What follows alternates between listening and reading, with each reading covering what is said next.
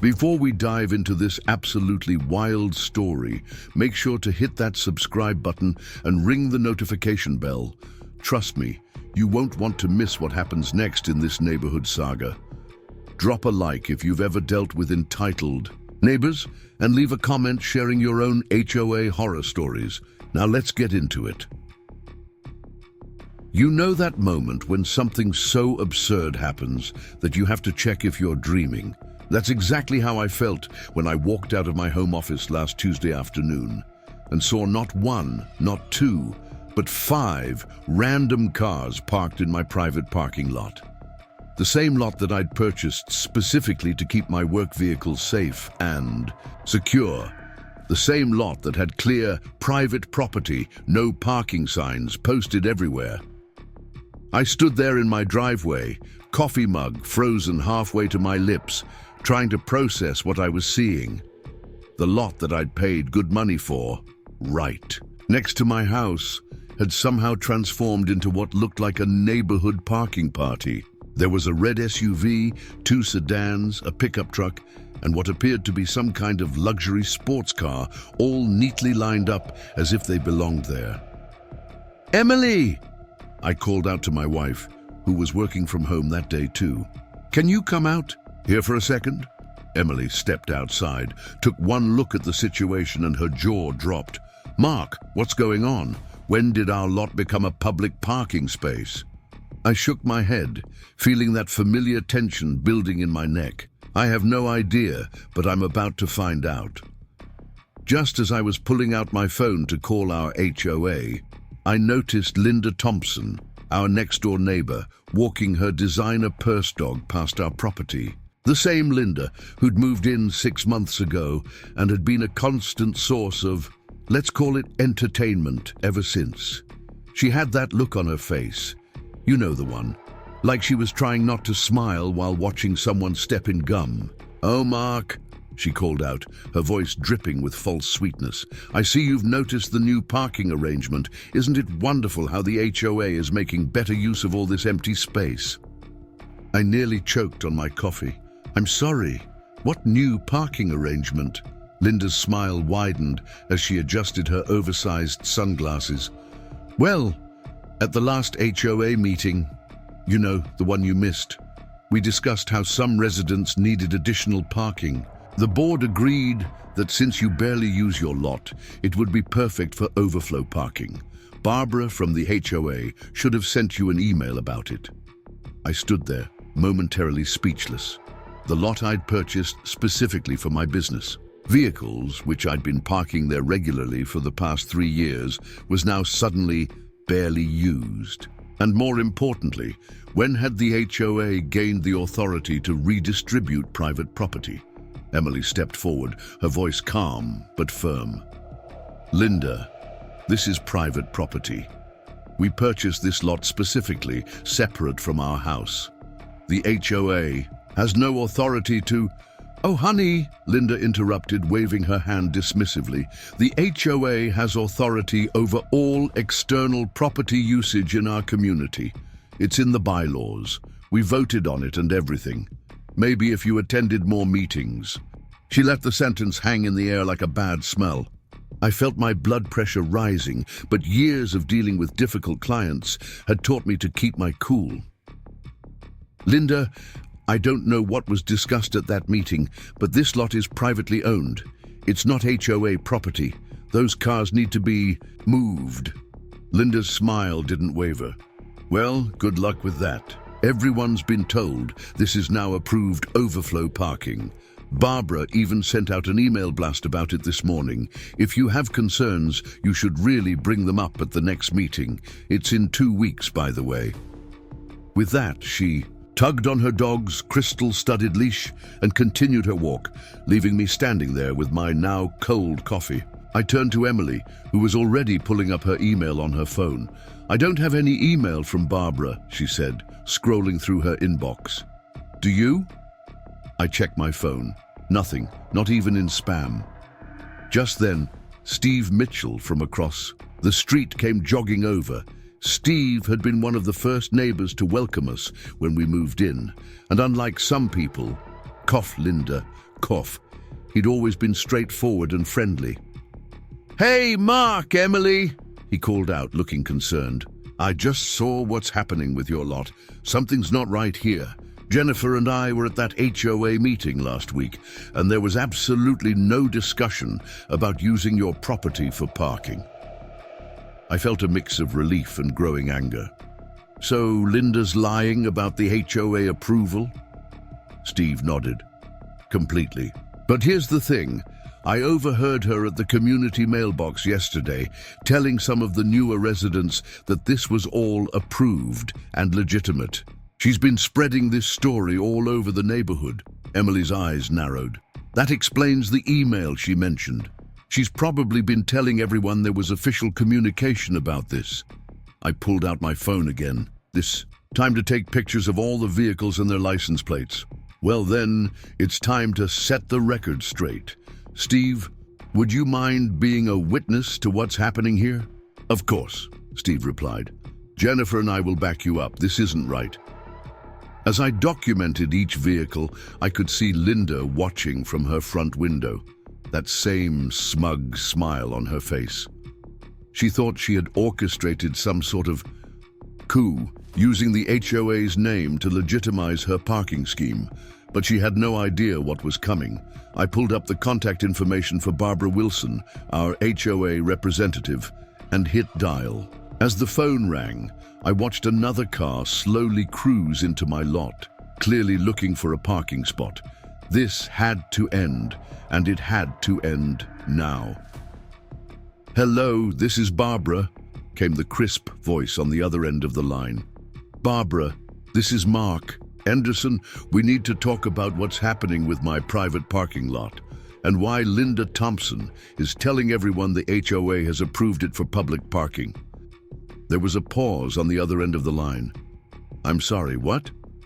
And that's when I knew this was just the beginning of what would become the biggest neighborhood showdown since Linda tried to force everyone to paint their houses in her approved shade of sunset beige last summer. But this time, I wasn't just going to complain about it. This time, I had a plan. Barbara's voice shifted from confusion to concern as I explained the situation. "Mr. Anderson, I can assure you that no such approval was ever given by the HOA. We would never authorize the use of private property for public parking. This is completely unauthorized." I felt a surge of validation, but kept my voice steady. "That's what I thought, Barbara. The problem is Linda Thompson has been telling everyone that this was approved at the last meeting. There are currently 6 cars parked in my lot, and more keep coming." "This is completely unacceptable," Barbara replied, her professional tone tinged with annoyance. "I'll send out an immediate email clarifying that there was no such approval. However, since this is private property, you have every right to have those vehicles towed." Steve, who had been standing nearby, nodded in agreement. I put the phone on speaker so Emily could hear too. "I recommend documenting everything," Barbara continued. "Take photos, gather witness statements, and keep records of any interactions. This could become a legal matter if Ms. Thompson continues to spread misinformation." After ending the call, I turned to Steve. "Would you mind writing down what you heard Linda saying at the mailboxes? We might need it." "Already on it," Steve replied, pulling out his phone. "Jennifer recorded part of Linda's conversation yesterday on her phone. She thought something seemed off about the whole thing." Emily touched my arm. "Mark, look."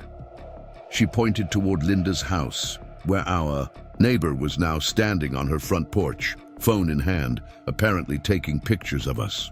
"Perfect," I muttered. "Let her document her own scheme backfiring." I pulled up the contact information for Jim Collins at Reliable Towing Service. Jim had helped me once before when someone had blocked my business vehicles in during a winter storm. He answered on the second ring. "Jim, it's Mark Anderson. Remember that lot we discussed last year? Well, I've got a situation." Jim's gruff voice held a note of amusement. "Let me guess, unauthorized parking. 6 cars and counting. Any chance you could help me out? 6? Jim whistled. That's going to be interesting. Give me 30 minutes to get the trucks organized. You'll need to be there to authorize each tow. Not a problem, I work from home. As I ended the call, I noticed Dan and Tracy Peterson from 2 doors down walking toward us, looking concerned. They were relatively new to the neighborhood, but had always been friendly. Mark, Emily, Tracy called out, we just got this strange email from Linda about using your lot for parking. Something seemed off about it, so we wanted to check with you directly. I smiled, appreciating their thoughtfulness. Would you mind forwarding that email to me? It might be helpful to have proof of Linda spreading this misinformation. Dan pulled out his phone, and within seconds, my phone pinged with the forwarded email. The message was exactly what we needed. Linda, claiming to speak on behalf of the HOA, giving detailed instructions about using my private lot for overflow parking. Thank you, Emily said to the Petersons. This is exactly what we needed. Linda's been telling everyone the HOA approved this, but we just spoke with Barbara, and that's completely false. Preparing and narrating this story took us a lot of time, so if you are enjoying it, subscribe to our channel. It means a lot to us. Now back to the story. Tracy shook her head.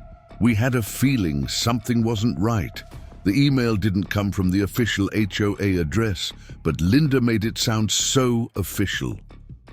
As we talked, I noticed more neighbors gathering, drawn by the unusual activity.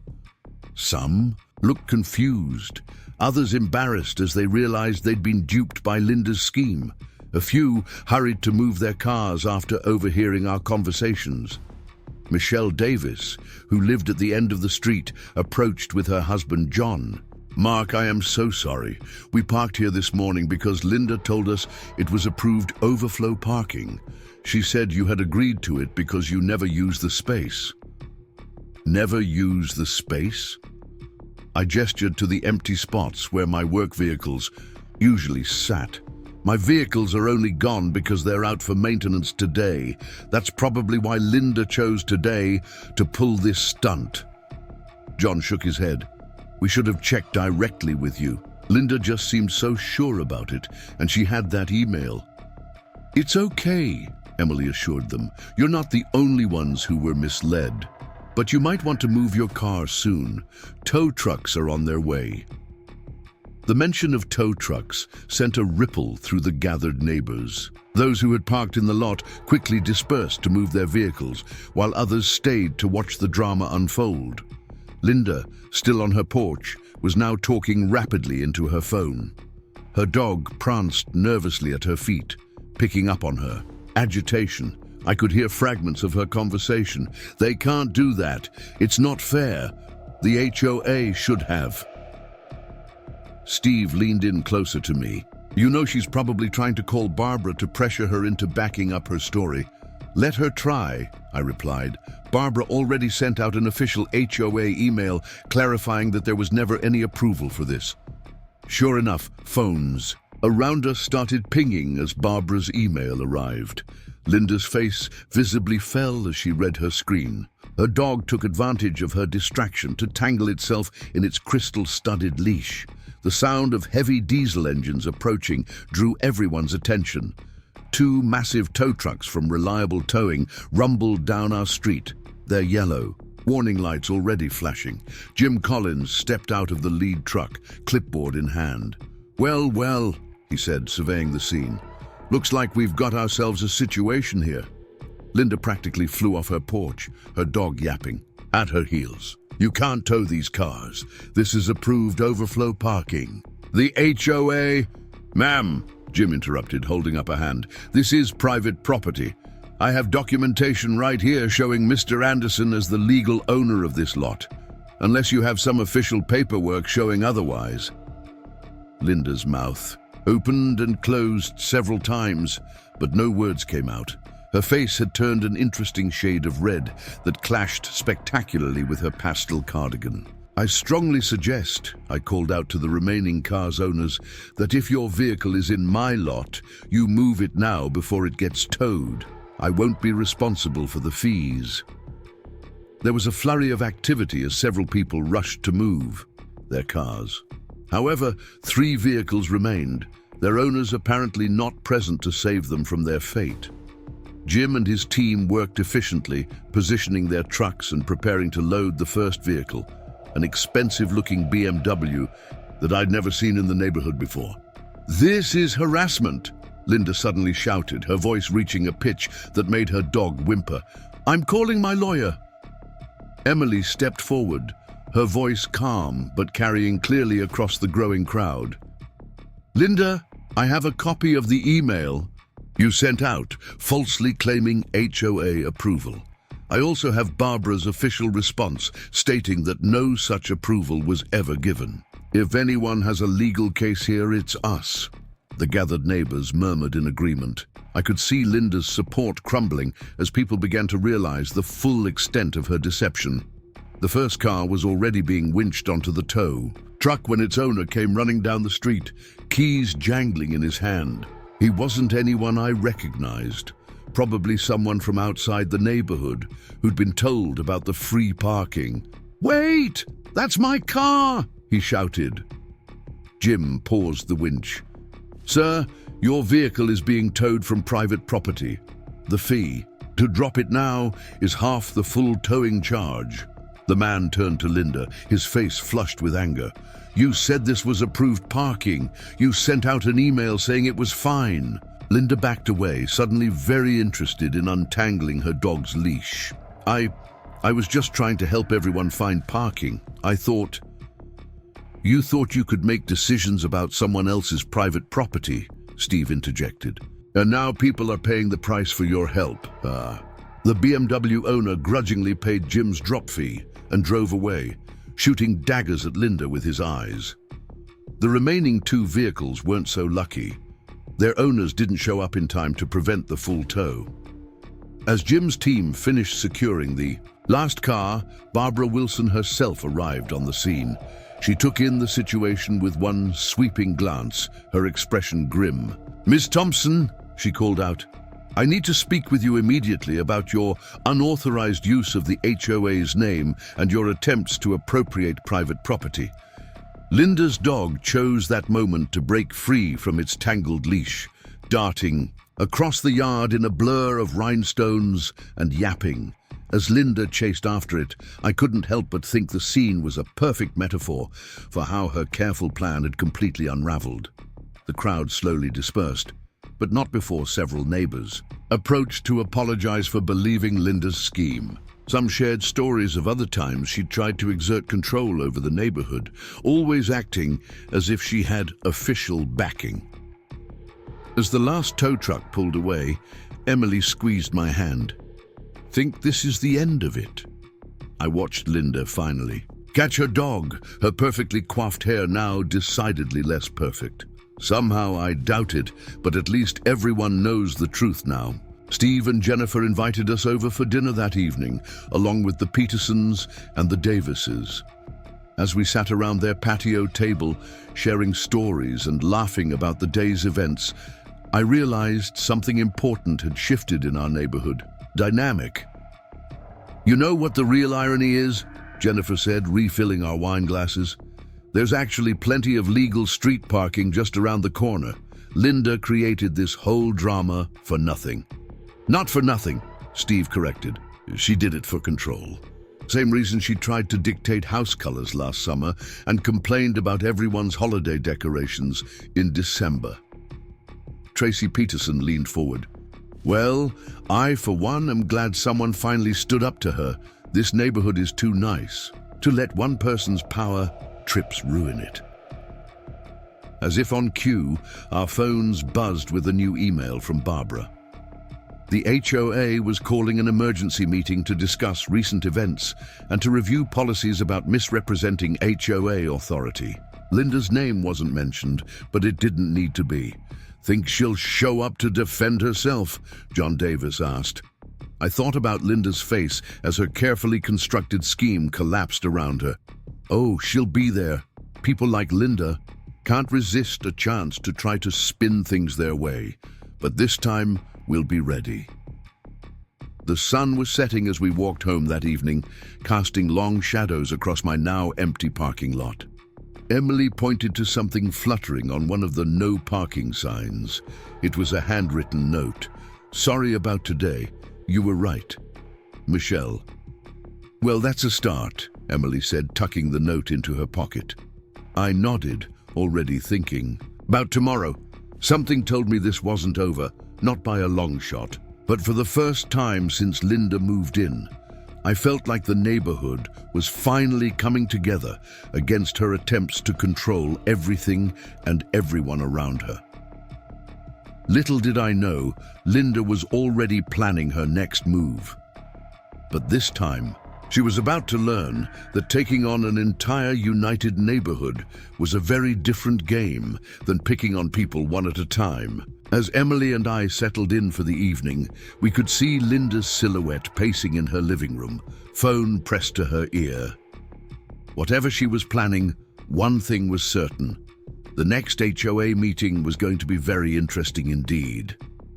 Our security cameras picked up movement in the lot around midnight, Linda's shadow moving between the no parking signs, taking photos with her phone. I watched the footage later, wondering what kind of documentation she thought she needed, now that her scheme had been so thoroughly exposed. But that's a story for another time. And believe me, you'll want to hear what happened next at that HOA meeting. Sometimes the best victories aren't about winning battles, but about bringing a community together. And Linda, well, she was about to learn that lesson the hard way. The morning of the emergency HOA meeting arrived with an unusual buzz of activity in our typically quiet neighborhood. As I sipped my morning coffee on the front porch, I watched neighbors walking past, heads together in whispered conversations. The parking lot incident had become the talk of the community, and everyone seemed to have an opinion on what would happen next. Emily joined me outside, laptop in hand. "You need to see this," she said, turning the screen toward me. "Linda's been busy overnight. On our neighborhood's private Facebook group, Linda had posted a lengthy message about community spirit and sharing resources.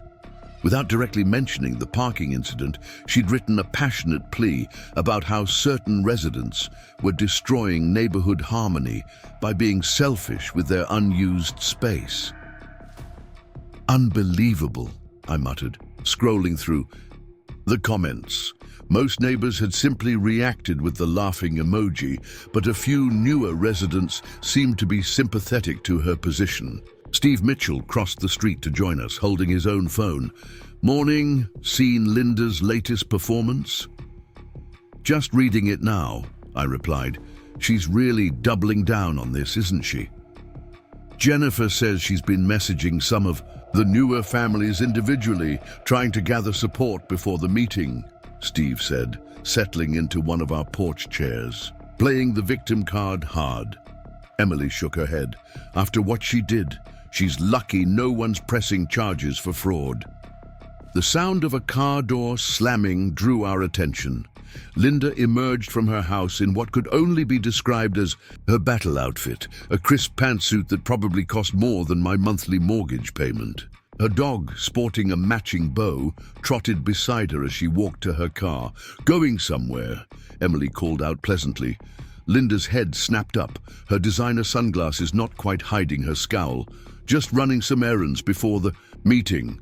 Some of us actually prepare properly for these things." As she drove away, Steve chuckled. $10, says she's going to try to rally support at the coffee shop where the newer residents usually hang out. Should we be worried?" Emily asked, watching Linda's car disappear around the corner. I thought about the documentation we'd gathered, the fake email she'd sent, Barbara's official response, the security camera footage, and the statements from neighbors who'd been misled. No, let her try. The truth is on our side. Throughout the morning, more neighbors stopped by to share information. The Petersons brought copies of messages Linda had sent them about community parking initiatives. Michelle Davis had screenshots. of Linda's attempts to organize a protest against the towing company. Each piece of evidence painted a clearer picture of just how far Linda had gone to maintain her lie. Around noon, Barbara Wilson called. "Mr. Anderson, I wanted to give you a heads up. Ms. Thompson has submitted a formal proposal for tonight's meeting. She's requesting that the HOA consider mandatory sharing of private lots during peak hours." I nearly choked on my coffee. "She what?" "Don't worry," Barbara assured me. "It's completely outside our authority. And frankly, it's inappropriate, given recent events. But she has the right to submit proposals, so we'll have to address it." After hanging up, I shared the news with Emily and Steve. Their reactions mirrored my own disbelief. "She's actually trying to legitimize what she did," Emily exclaimed. That's classic Linda," Steve finished. "Remember when she tried to mandate specific brands of lawn fertilizer after getting that sponsorship deal with the garden center?"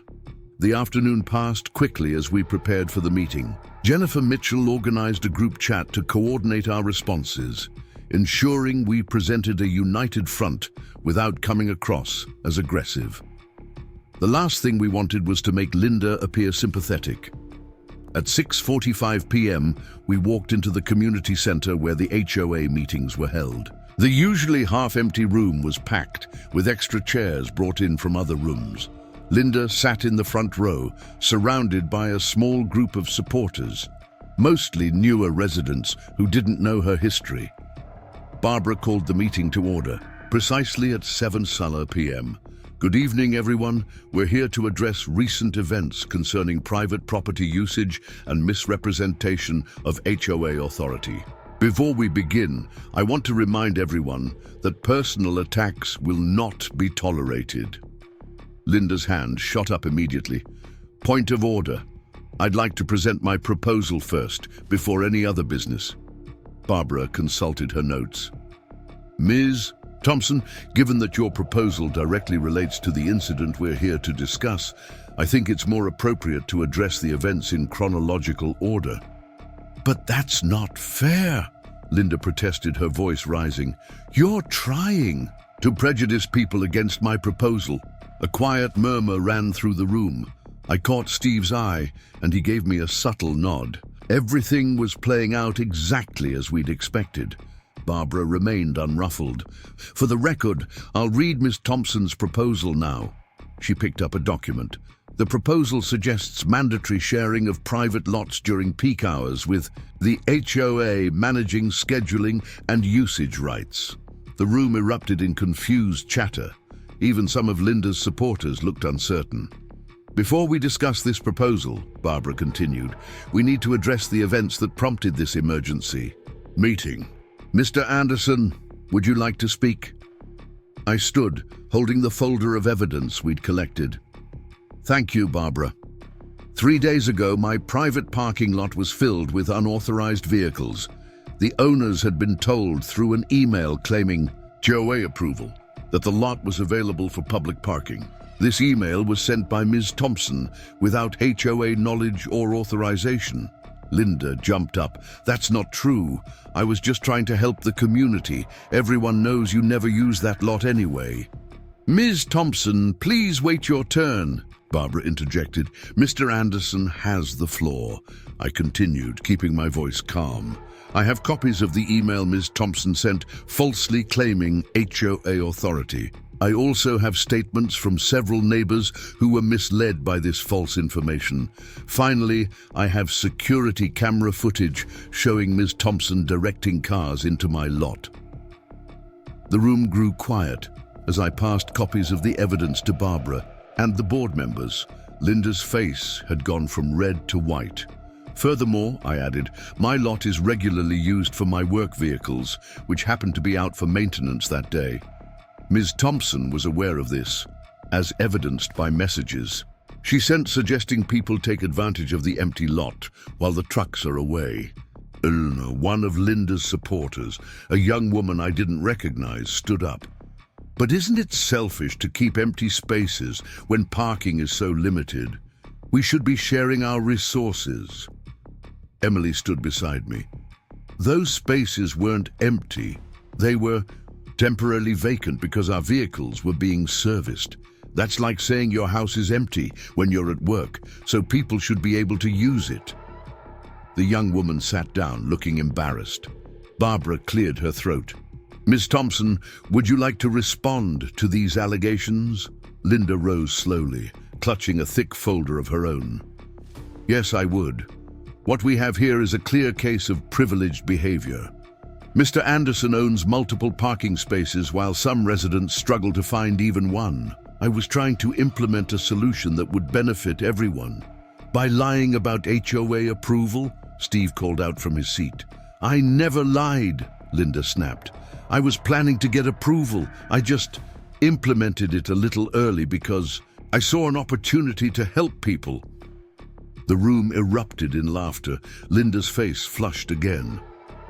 Ms. Thompson, Barbara said firmly, you sent an email claiming HOA approval that you knew you didn't have. You directed people to park on private property without permission.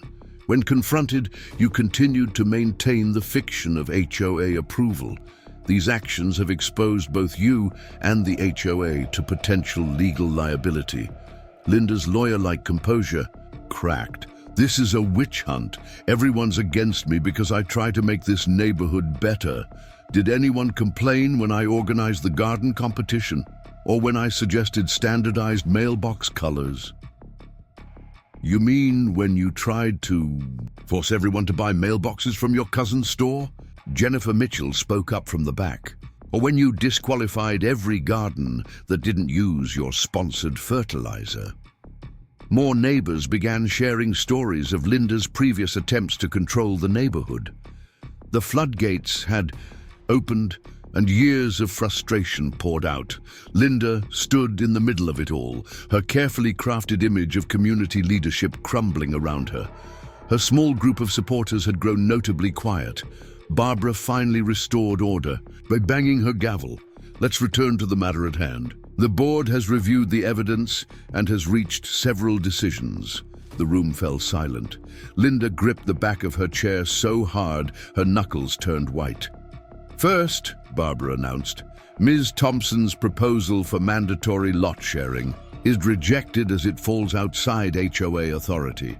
Second, the board formally censures Ms. Thompson for misrepresenting HOA authority and attempting to appropriate private property. Third, a warning letter will be placed in Ms. Thompson's file. Any further incidents of misrepresentation will result in fines and possible legal action. Linda's face crumpled. This is discrimination. I'll sue. On what grounds? I asked quietly. For being held accountable for your actions. One by one, Linda's remaining supporters slipped away from her side, leaving her standing alone. Her dog, sensing her distress, began yapping frantically from its designer carrier. Additionally, Barbara continued, the board will be implementing new policies to prevent future misrepresentation of HOA authority. All official communications will now come only through our secure email system, and any unauthorized use of HOA authority will result in immediate fines. As the meeting concluded, neighbors gathered in small groups discussing the outcome. Linda stormed out, her dogs yapping echoing down the hallway. Through the window, I watched her speed away in her luxury SUV, leaving her small group of former supporters to walk home alone. Emily squeezed my hand. Think she's learned her lesson? Steve joined us, shaking his head. Linda, learn a lesson? Not likely, but at least everyone knows the truth now. Barbara approached us as we were leaving. Mr. Anderson, I want to apologize again for this situation. Rest assured, we'll be monitoring things closely from now on. As we walked home in the gathering dusk, neighbors called out greetings and words of support. The atmosphere felt lighter somehow, as if a weight had been lifted from the entire community. But when we passed Linda's house, we noticed her living. Room lights blazing and shadows moving frantically behind the curtains. She was already planning something. I could feel it. "You know this isn't over," Emily said, reading my thoughts. "No," I agreed. "But next time, she'll think twice before trying to steal our parking lot."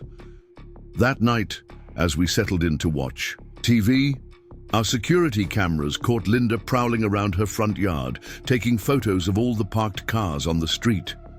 Whatever she was planning, one thing was certain. Our quiet little neighborhood was about to become a lot more interesting.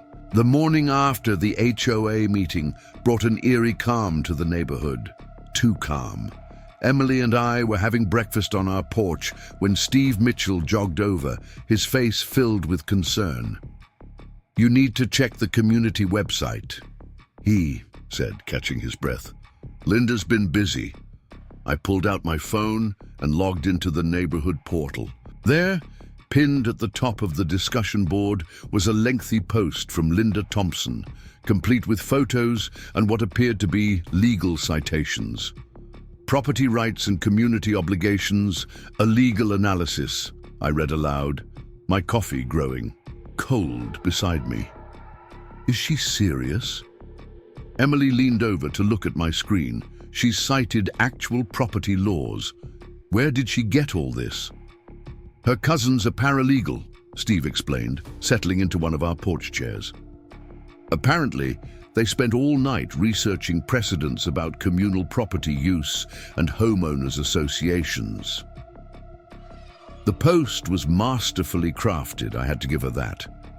Without directly mentioning our parking lot dispute, Linda had woven a compelling narrative about community resources, property rights, and the moral obligations of homeowners in planned communities. She'd even included photos of empty parking spaces throughout the neighborhood, carefully time-stamped to show wasteful resource allocation. "Look at the comments," Emily pointed out. Some of the newer residents were actually engaging with Linda's arguments, discussing the philosophy of private property in community spaces. Steve shook his head. "Jennifer says Linda's been sending private messages to everyone who comments, inviting them to a community discussion at her house tonight." "She's building a coalition," I realized. "She's not going to stop with just the parking lot anymore. She's trying to change the entire neighborhood dynamic." As if on cue, my phone buzzed with a text from Barbara Wilson. "Emergency board meeting called for tomorrow. Linda's submitted a formal petition for policy review, bringing her lawyer." "Cousin," I showed the message to Emily and Steve. "This just got serious." "Mark," Emily said slowly, "maybe we should get some legal advice of our own." She was right. What had started as a simple parking dispute was evolving into something much bigger. Linda wasn't just fighting for parking spaces anymore. She was challenging the fundamental structure of our neighborhood governance. Throughout the day, we watched as Linda's post gained traction. She'd clearly prepared for this, responding to every comment with well-researched citations and carefully worded arguments. Even some of the longtime residents were getting drawn into the discussion. Around noon, Michelle Davis called Emily in a panic. Linda just stopped by with a petition. She's going door to door with some kind of proposal for a community resource sharing initiative. She's got charts and everything. I was on the phone with my lawyer when we spotted Linda approaching our house. She was dressed in business, casual attire, carrying a professional-looking portfolio and wearing what could only be described as a campaign smile. Emily opened the door before she could knock. "Linda, what a surprise." "Emily, Mark," Linda said warmly, as if the HOA meeting had never happened. "I'm reaching out to all our neighbors about an exciting new initiative. May I come in?" "We can talk here," I said firmly, stepping onto the porch. Linda's smile didn't waver. "As you wish. I've been doing some research about community property usage and resource allocation. Did you know that several neighboring communities have implemented successful sharing programs?" She pulled out a glossy brochure. Apparently, she'd had materials professionally printed overnight. The cover showed a diverse group of smiling people standing in front of shared community spaces. "Linda," I interrupted, We both know what this is about. The HOA already rejected your proposal. This is completely different, she insisted, flipping through her portfolio. This is about creating a comprehensive community resource management system. Your parking lot would be just one small part of a larger sharing network. Emily crossed her arms. And what exactly would be shared? Linda's eyes lit up. Well, for example, Mrs. Johnson at number 23 has a beautiful backyard pool that sits empty most weekdays. The Hendersons have that wonderful workshop. In their garage, your parking lot, all these private spaces could be part of a communal resource pool. I stared at her, momentarily speechless. She wasn't just trying to take over my parking lot anymore. She was attempting to communalize the entire neighborhood's private property. Have you actually asked Mrs. Johnson if she wants strangers swimming in her pool? Emily asked. Linda waved dismissively. That's why we need a proper management system. With the right scheduling and liability waivers. No, I said firmly. Absolutely not. And I suggest you stop telling people this is going to happen. You're going to get yourself into legal trouble. Linda's smile finally slipped. I'm trying to build a better community here. Why are you so resistant to progress? Progress? Emily's voice rose slightly. You tried to steal our private property, got caught, and now you're trying to legitimize it by taking everyone's private property. I'm not stealing anything, Linda protested. I'm proposing a voluntary community resource allocation system. That nobody asked for, I pointed out. Linda's professional demeanor cracked slightly. The petition already has 15 signatures. People want this. Did you tell them they'd have to share their private spaces too, or did you just talk about accessing other people's property? Her silence was answer enough. That's what I thought, I said. Now I suggest you leave before... I was interrupted by the sound of raised voices from down the street.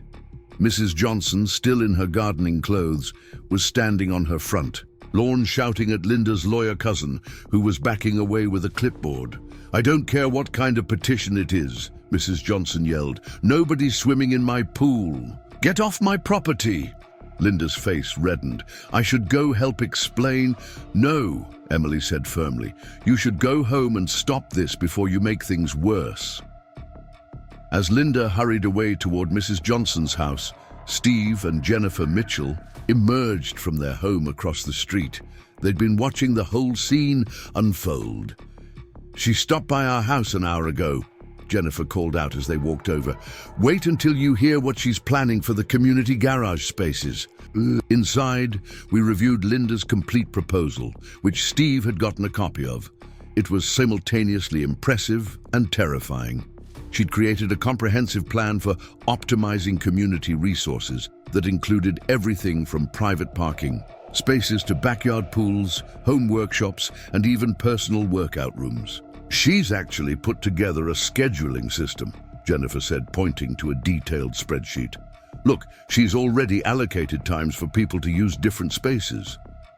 Without asking any of the owners, Emily noted. That's not even the craziest part, Steve added. She's proposed a point system where people can earn access to premium spaces by sharing their own property. I was about to respond when my phone buzzed with another text from Barbara.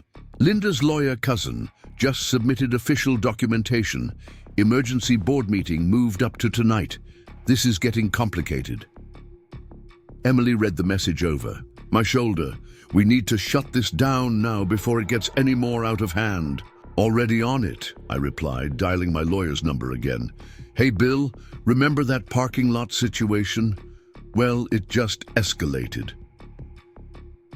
The rest of the afternoon was a flurry of activity. More neighbors stopped by to share stories of Linda's door-to-door campaign. Mrs. Johnson had called the police when Linda and her cousin refused to leave her property. The Hendersons were threatening legal action over Linda's unauthorized photos of their workshop. By early evening, the neighborhood was in chaos. Linda had somehow convinced a local news blog to cover her innovative community sharing initiative, complete with quotes about breaking down the barriers of privileged property ownership. The emergency board meeting was scheduled for 7 p.m. As Emily and I walked to the community center, we could see Linda already there, surrounded by her supporters and armed with multiple binders of documentation. "Ready for round 2? Emily asked, squeezing my hand. "As ready as I'll ever be," I replied, watching Linda organize her materials with military precision. "Something tells me this is going to be a long night." The community center parking lot was full. Apparently everyone in the neighborhood had turned out for this one. As we found seats, I noticed Linda's lawyer cousin setting up what appeared to be a full presentation system, complete with slides. Barbara called the meeting to order, her voice tired but determined. "Before we begin, I want to remind everyone that this is a homeowners association meeting, not a constitutional convention. We will maintain order and proper procedure." Linda's hand shot up immediately. "Point of order. I request time for a full presentation of my comprehensive community resource management proposal." And so began one of the most surreal evenings in our neighborhood's history. As Linda launched into her meticulously prepared presentation, complete with professional graphics and case studies, I couldn't help but marvel at the amount of effort she'd put into legitimizing her attempt to take over everyone's private property. What happened next would change our neighborhood forever, though not in the way Linda had planned. The evening started with Linda's presentation, a masterpiece of manipulation that almost made her attempted property grab sound reasonable. Her lawyer cousin stood beside her, adding legal weight to her arguments with citations and precedents. "As you can see," Linda said, clicking to a slide showing our neighborhood map overlaid with various colored zones, "we have numerous underutilized private spaces that could benefit the entire community by implementing a structured sharing system." "Excuse me," interrupted Mrs. Johnson from the back row, "but who exactly decided my pool was underutilized?" Linda smiled condescendingly. "According to our surveillance." "Your what?" several voices exclaimed simultaneously. Linda's cousin quickly stepped in. "What Ms. Thompson means is her observational data gathered from public spaces." "You mean spying on our properties?" I interjected. The room erupted in angry murmurs. Barbara had to bang her gavel several times to restore order. "Ms. Thompson," Barbara said wearily, "please continue your presentation without reference to any observational data." Linda forged ahead, outlining her complex point system for property sharing. According to her plan, homeowners would earn community credits by making their private spaces available for general use. These credits could then be used to access other residents' properties. "For example," she explained, pointing to a complicated chart, "by sharing your private parking lot for just 3 days a week, Mr. Anderson, you could earn enough credits to use Mrs. Johnson's pool every weekend." "But I don't want to use anyone's pool," I pointed out. "I just want my private property to remain private." "That's because you're not thinking about the community," Linda shot back, her professional demeanor cracking slightly. "This is about breaking down barriers and fostering connection.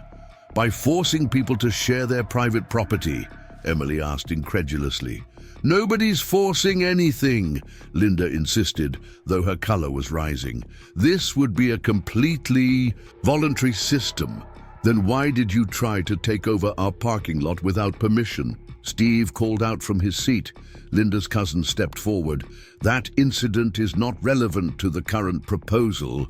"Actually," Barbara interrupted, "it's extremely relevant. Ms. Thompson, your previous actions directly contradict your claim that this would be a voluntary system." The meeting devolved from there. Despite Linda's careful preparation, she couldn't escape the reality of her own behavior. Every time she tried to present her proposal as a benevolent community initiative, Someone would bring up another example of her attempting to control or appropriate private property. Finally, after 2 hours of increasingly heated debate, Barbara called for order. "I think we've heard enough. The board will now consider Ms. Thompson's proposal and the community's response." The deliberation took less than 10 minutes. The board unanimously rejects Ms. Thompson's community resource sharing initiative, Barbara announced. "Furthermore, we are implementing new bylaws specifically prohibiting any attempts to organize unauthorized use of private property within the neighborhood." Linda leapt to her feet. "This is a violation of community rights. We'll appeal. Ms. Thompson," Barbara cut in firmly, "the board has also voted to issue you a formal warning. Any further attempts to appropriate or coordinate unauthorized use of private property will result in significant fines and possible legal action." "Duh!" The room fell silent. Linda stood frozen, her carefully crafted plans crumbling around her. Her cousin began quietly packing up their presentation materials. As the meeting adjourned, neighbors gathered in small groups, discussing the evening's events. Linda and her cousin slipped out quickly, avoiding eye contact with anyone. "Well," Emily said as we walked home, "that was certainly an interesting way to spend an evening." "Indeed," Steve agreed, falling into step beside us with Jennifer. "Though I have to admit, I'm almost impressed by the amount of work she put into this scheme." "That's what worries me," I replied, watching Linda's car speed away into the night. "Someone who puts that much effort into trying to take control of other people's property isn't going to give up easily." I was right. The next morning, we woke to find Linda had launched a social media campaign about community rights and the tyranny of private property. She'd somehow gotten local activists involved, and there were already calls for protests against our exclusionary neighborhood policies. But that's another story entirely, one that would make the parking lot incident look like a minor skirmish in comparison. Sometimes standing up for your rights means facing not just one determined neighbor, but an entire movement they've created. And Linda, as we were about to discover, was just getting started. The social media storm Linda unleashed hit our quiet neighborhood like a hurricane. By sunrise, local activist groups had shared her posts thousands of times, painting our community as an example of everything wrong with private property rights. My phone buzzed constantly with notifications as more people joined the online debate. Emily touched my shoulder as I scrolled through the growing controversy. "Mark, you need to see this." She handed me her tablet, showing a local news website. The headline made my stomach drop. "Suburban War: Community Rights versus Private Property." The article featured a professionally shot photo of Linda standing in front of my empty parking lot, looking every bit the crusading community activist. She'd somehow managed to time the photo shoot for when my work vehicles were out again, making the lot appear abandoned and unused. "She's been planning this," Steve said, walking into our kitchen with Jennifer. They'd come over as soon as they saw the article. "Look at the quality of that photo shoot. She had this ready before the HOA meeting even happened." Jennifer nodded. "And check out the quotes. She's got sound bites from urban planning experts and community rights activists. This isn't something she threw together overnight." The article painted Linda as a visionary community organizer, fighting against wealthy property owners who were hoarding resources. She'd cleverly woven her narrative around broader social issues, making our neighborhood dispute seem like part of a larger societal problem. Local resident Linda Thompson believes in a different kind of community, the article read. One where resources are shared, not hoarded. Where neighbors support each other instead of hiding behind no trespassing signs. I had to admire her strategic thinking, even as I fumed at the misrepresentation. She'd transformed her failed attempt to steal my parking lot into a crusade for social justice. My phone rang. It was Barbara Wilson. "Mr. Anderson, have you seen the news?" I'm looking at it right now, I replied. How bad is this going to get? Barbara sighed. The HOA's legal team is already dealing with media inquiries. Ms. Thompson has apparently scheduled a press conference for this afternoon in front of your parking lot. She what? I nearly dropped my phone. She can't do that. It's private property. She's planning to hold it on the public sidewalk, Barbara explained. Technically, she's within her rights as long as they don't block access. As if on cue, we heard vehicles pulling up outside. Looking out the window, I saw a news van parking across the street. A reporter and cameraman were already setting up equipment. This is insane, Emily muttered, watching more media vehicles arrive. How did our parking dispute turn into this? Steve peered out the window. You've got activists showing up too. Look at those signs, community over property and share don't hoard. Linda's really rallied the troops. My lawyer called next. Mark, don't engage with the media. Let me handle any press inquiries. We need to be very careful about how we respond to this. By mid-morning, our quiet street had transformed into a media circus. Reporters interviewed.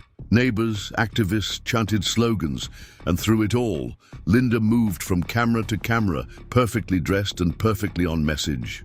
We're simply asking for a conversation about how private property can better serve the community, she told one reporter, gesturing at my empty lot. When resources go unused while others struggle to find parking, we have to ask ourselves, is this really the best way to build a neighborhood? The truth, that my lot was regularly used for my business vehicles and only temporarily empty, didn't fit her narrative, so she conveniently omitted it. Mrs. Johnson stormed over to our house, furious. They're interviewing people about my pool now. Someone just asked me why I'm hoarding water resources when the community is suffering through a hot summer. More neighbors arrived, seeking refuge from the media frenzy. The Petersons, the Davises, even some of the newer residents who had initially supported Linda's sharing initiative were now questioning her tactics. She told me this was about community. Cooperation, one young mother said, bouncing a fussy baby on her hip. She never said anything about protests and media campaigns. I just wanted better parking for when my parents visit. Around noon, Linda's lawyer cousin arrived with a team of community organizers. They distributed professionally printed flyers outlining their Community Resource Liberation Initiative, complete with statistics about private property usage and quotes about social justice. She's turned this into a movement, Emily observed, watching the scene unfold. This isn't about parking anymore. She's using our neighborhood to launch some kind of crusade. I was about to respond when we noticed a familiar face approaching our door, Alex Rodriguez, from the security company that monitored our neighborhood. Mr. Anderson, he said quietly, slipping inside. We've got a situation developing. Ms. Thompson's social media posts have gone viral, and people are planning a community access demonstration tonight. They're talking about occupying private spaces throughout the neighborhood. Emily's eyes widened. They're planning to trespass. As a protest? Alex nodded grimly. We've already increased patrols, but you might want to consider additional security measures. We've seen these types of demonstrations escalate quickly. Steve pulled out his phone. I'll warn the neighbors. We need to make sure everyone locks up their garages and backyard gates. The afternoon press conference was a masterclass in media manipulation. Linda had assembled a diverse group of speakers, each sharing personal stories about the challenges of finding parking in urban areas. She'd connected our local dispute to broader issues of housing accessibility and community resources. This isn't just about one parking lot, she declared to the assembled cameras. This is about what kind of community we want to be. Do we want to live in isolation, surrounded by empty spaces and unused resources? Or do we want to create a new model of neighborhood cooperation? The activists cheered. The reporters scribbled notes. And through it all, my empty parking lot served as the perfect backdrop for her performance.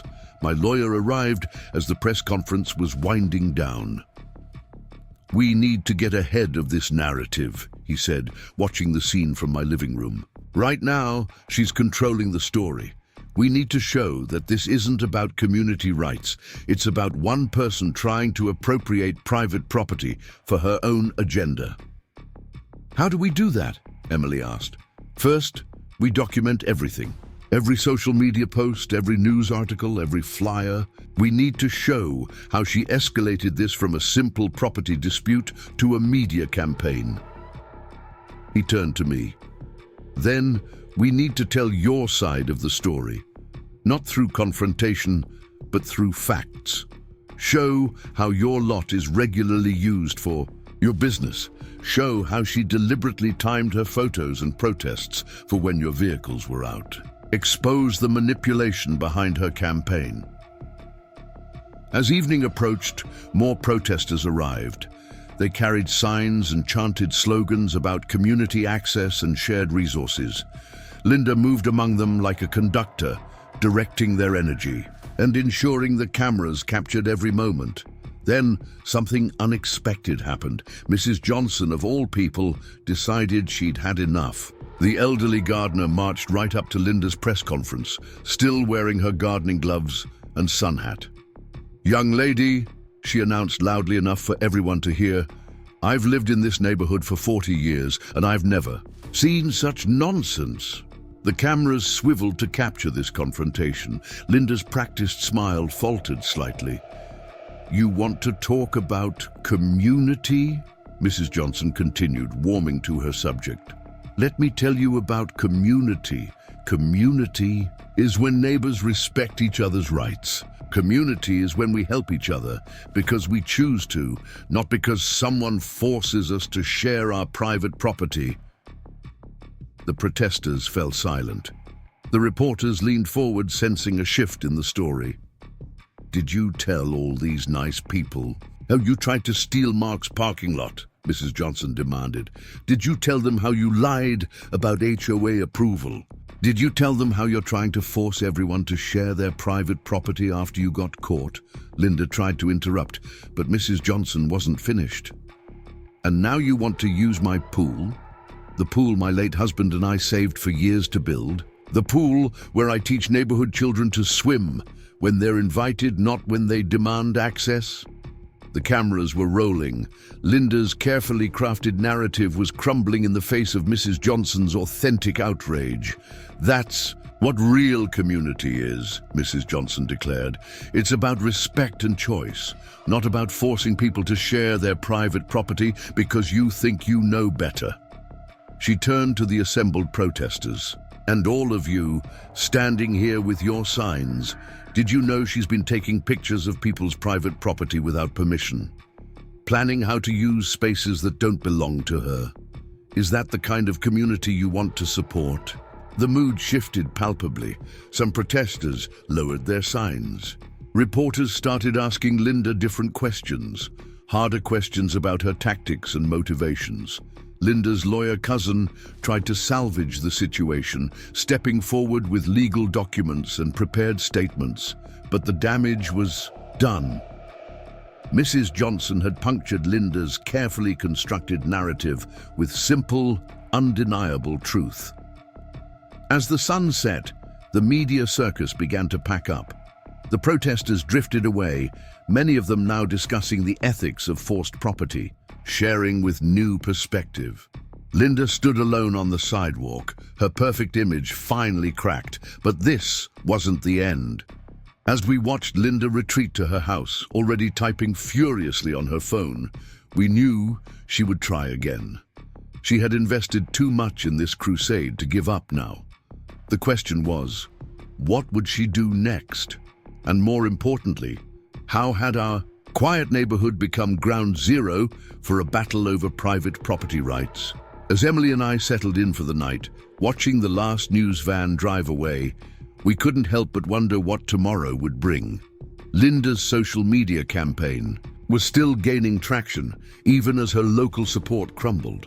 She had tapped into something bigger than our neighborhood dispute, and it wasn't going to disappear overnight. You know what's ironic? Emily said, scrolling through the latest online discussions. If she had just asked nicely in the first place, we probably would have worked something out for occasional overflow parking.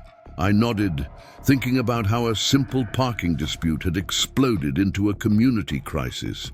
Sometimes, the worst conflicts come from the best intentions twisted the wrong way. Outside, we could see Linda's silhouette pacing in her living room, phone pressed to her ear. Whatever she was planning next, one thing was certain: our quiet suburban life had changed forever. The battle for our neighborhood had moved beyond parking lots and property lines. It had become a symbol of something much bigger, and we were caught in the middle of it all. Dawn broke over our neighborhood with an unusual stillness. The media circus had temporarily retreated, but the tension lingered in the air like an approaching storm. I sat at our kitchen table, reviewing the stack of emails from concerned neighbors and local business owners who'd seen Linda's social media campaign. "Mark," Emily called from the living room, "you need to see this." I walked over to find her watching a live stream on her laptop. Linda had taken her campaign digital, hosting a virtual community forum about redistributive property rights in suburban spaces. She'd assembled a panel of academic experts and community activists, all nodding along as she presented her vision of neighborhood transformation. "The traditional concept of private property is outdated," Linda declared to her virtual audience. "We need to reimagine our communities as shared spaces where resources are allocated based on need rather than ownership." Steve and Jennifer Mitchell arrived just as Linda was launching into a PowerPoint presentation about optimal resource utilization in residential areas. "She's been at this all night," Jennifer reported, settling onto our couch. "Hosting virtual meetings, coordinating with activist groups, building some kind of online movement. She's even got a hashtag trending locally."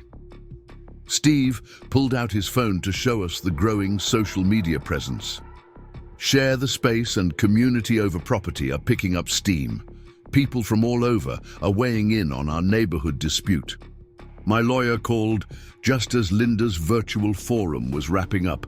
"Mark, we've got a situation developing. Ms. Thompson has filed for a public assembly permit. She's planning some kind of demonstration for this weekend."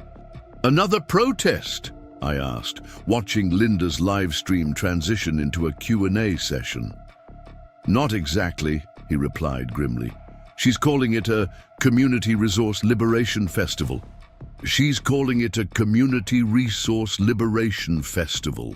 According to the permit application, she's expecting several hundred people. Emily, who had been listening in, shook her head in disbelief. "A festival? Here? Where does she expect all these people to park?" The irony of that question hit us all at once. Alex, from the security company, arrived for an emergency consultation. "Based on social media activity, we're looking at potentially significant crowds. Ms. Thompson has been promoting this as some kind of suburban revolution." He spread out a map of the neighborhood on our dining room table. "She's already publishing maps marking underutilized private spaces throughout the community. Your parking lot is just the beginning." She's identified dozens of targets for what she's calling community reclamation. The maps were detailed and methodical, marking everything from empty driveways to unused garden spaces. Linda had created a complete inventory of what she considered wasteful private property usage. My phone buzzed with a text from Barbara Wilson. "Emergency HOA meeting in 1 hour. Linda's lawyer cousin just submitted a formal proposal for temporary community access permits during the festival." The community center was packed again, but this time the atmosphere was different. Even some of Linda's original supporters looked uncomfortable with how far things had escalated. Linda stood at the podium, radiating confidence in a crisp business suit. "This festival is an opportunity to showcase our community's potential. We've already received commitments from food trucks, local bands, and community organizations. This could put our neighborhood on the map as a pioneer in progressive community organization. And where exactly are you planning to host all these activities? Barbara asked, reviewing the permit application. Linda's smile widened. That's the beautiful part. We've mapped out all the available spaces that could be temporarily repurposed for community use, with proper scheduling and coordination. You mean our private property? Mrs. Johnson interrupted. You're planning to use our private property for your festival without permission. We're creating a model for community resource sharing, Linda corrected smoothly. The festival will demonstrate how underutilized private spaces can serve the greater good. The room erupted in protests. Homeowners who had remained quiet during the earlier disputes now spoke up, alarmed by Linda's plans to turn their private property into festival venues. You've marked my garden as a potential community gathering space, one resident complained, holding up Linda's map. That's my private garden that I've spent years cultivating. And my workshop is listed as a makerspace demonstration area, another added. I never agreed to this. Linda remained unruffled. Change is always met with resistance, but imagine the possibilities. Food trucks in empty driveways, musical performances in unused backyards, community art installations in private gardens. Without the owner's permission, I pointed out. You're basically planning a mass trespassing event and calling it a festival. Linda's lawyer cousin stepped forward. We've prepared liability waivers and temporary access agreements. If homeowners would just... No, Barbara interrupted firmly. The HOA cannot and will not authorize the use of private property for this event. Any attempts to access private spaces without owner permission will be treated as trespassing. Linda's professional demeanor cracked slightly. You can't stop progress. People are traveling from all over to support this initiative. We're going to show the world that communities can move beyond outdated concepts of private property. By illegally using other people's property? Emily asked. How does that promote community? The meeting devolved into chaos as homeowners discovered more of Linda's plans for their private spaces. She had literally mapped out every square foot of the neighborhood, categorizing private property as community resources to be redistributed during her festival. Barbara finally restored order by banging her gavel. The board's decision is final. No private property may be used for this event without explicit owner permission.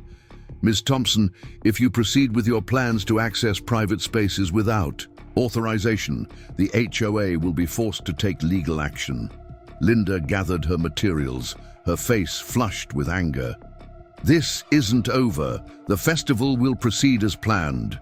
The community has a right to their private property, my lawyer interjected from the back of the room.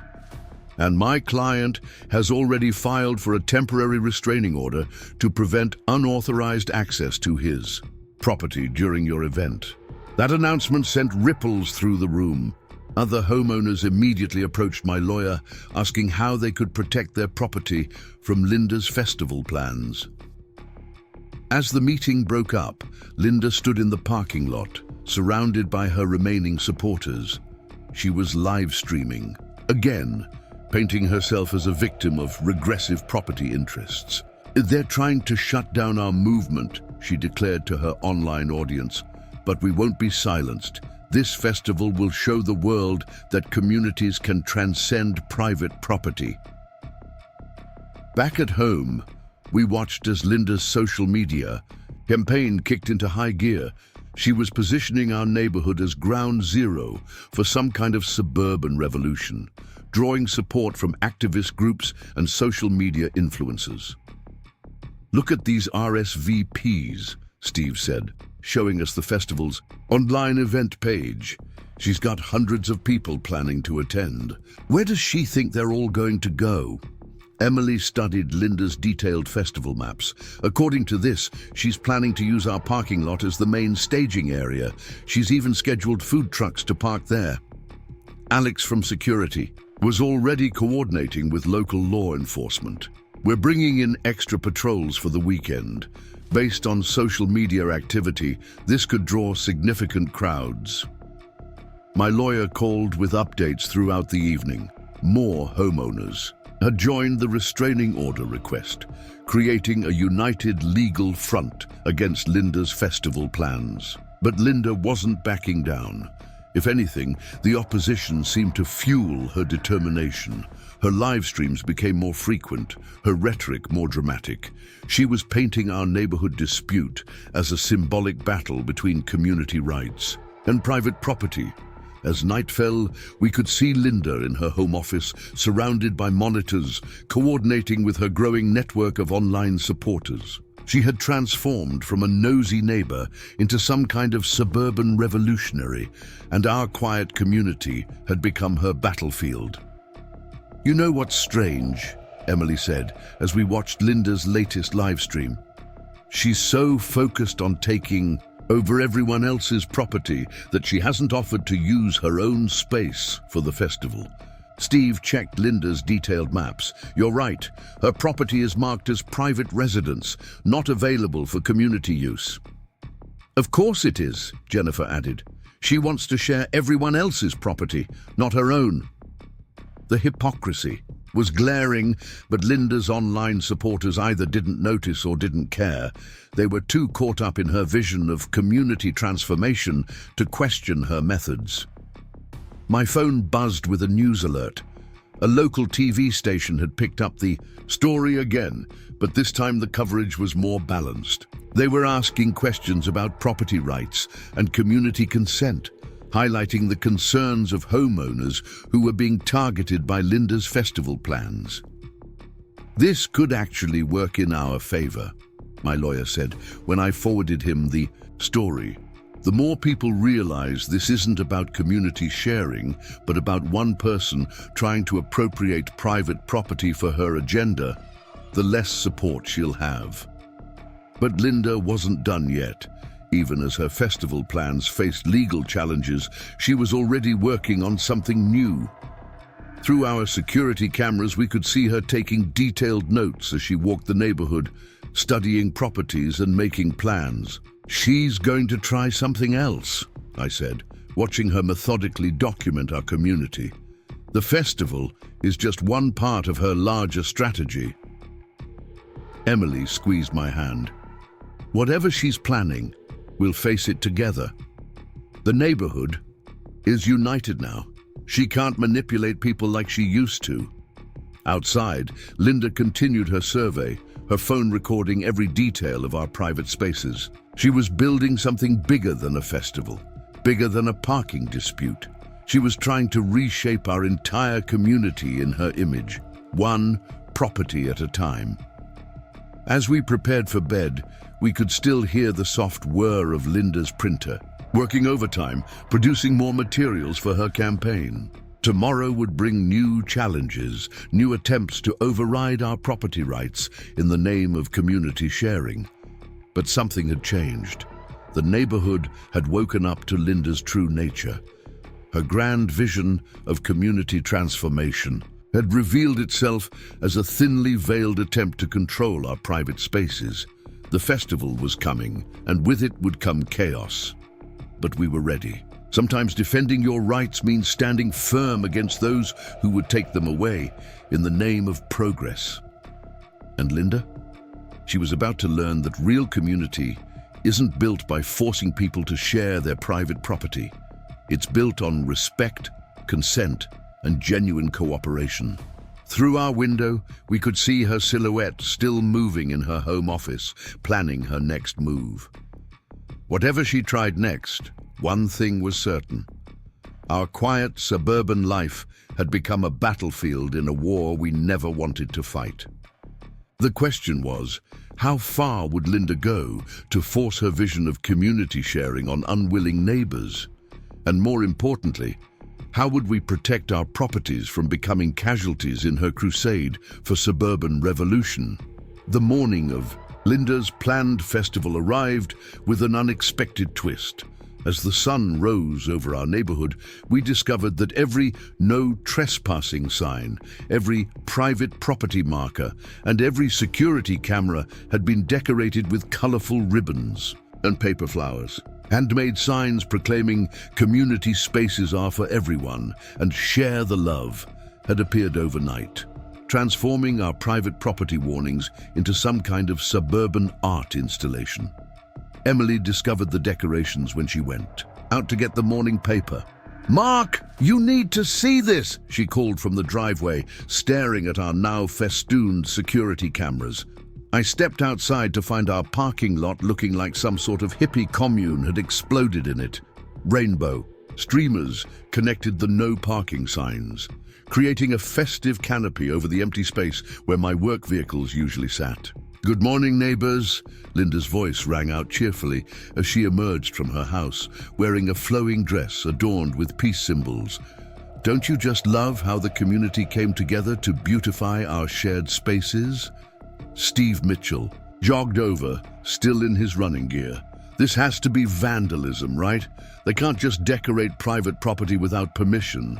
"Actually," Linda's lawyer cousin called out, appearing seemingly from nowhere with a thick binder, "we've reviewed local ordinances and temporary decorations for community events are protected forms of expression as long as they don't cause permanent damage." My phone buzzed. It was Alex from security. "Sir, we've got multiple reports of similar decorations throughout the neighborhood. They did this systematically overnight. Every private property marker in the community has been festivized." Before I could respond, the first wave of festival attendees began arriving. They came in groups, carrying more decorations, musical instruments, and what appeared to be art supplies. Many wore t-shirts with Linda's festival logo. Apparently, she'd had merchandise made. "Welcome, everyone," Linda announced, now standing on a small portable stage that had materialized at the edge of my parking lot. "Welcome to the first annual Community Resource Liberation Festival." Emily grabbed my arm. "Mark, look at their phones. They're all live streaming." She was right. Dozens of phones were pointed at Linda, broadcasting her performance to who knew how many online followers. She had turned our neighborhood dispute into social media entertainment. My lawyer arrived just as Linda was launching into her opening speech about transcending the limitations of private property. He took one look at the decorated security cameras and pulled out his phone. "We've got grounds for a restraining order violation," he said, documenting the scene. "They've modified private property without consent, regardless of how temporary they claim it is." But Linda had anticipated this move. As soon as she spotted my lawyer taking photos, she directed her followers to begin their community art project.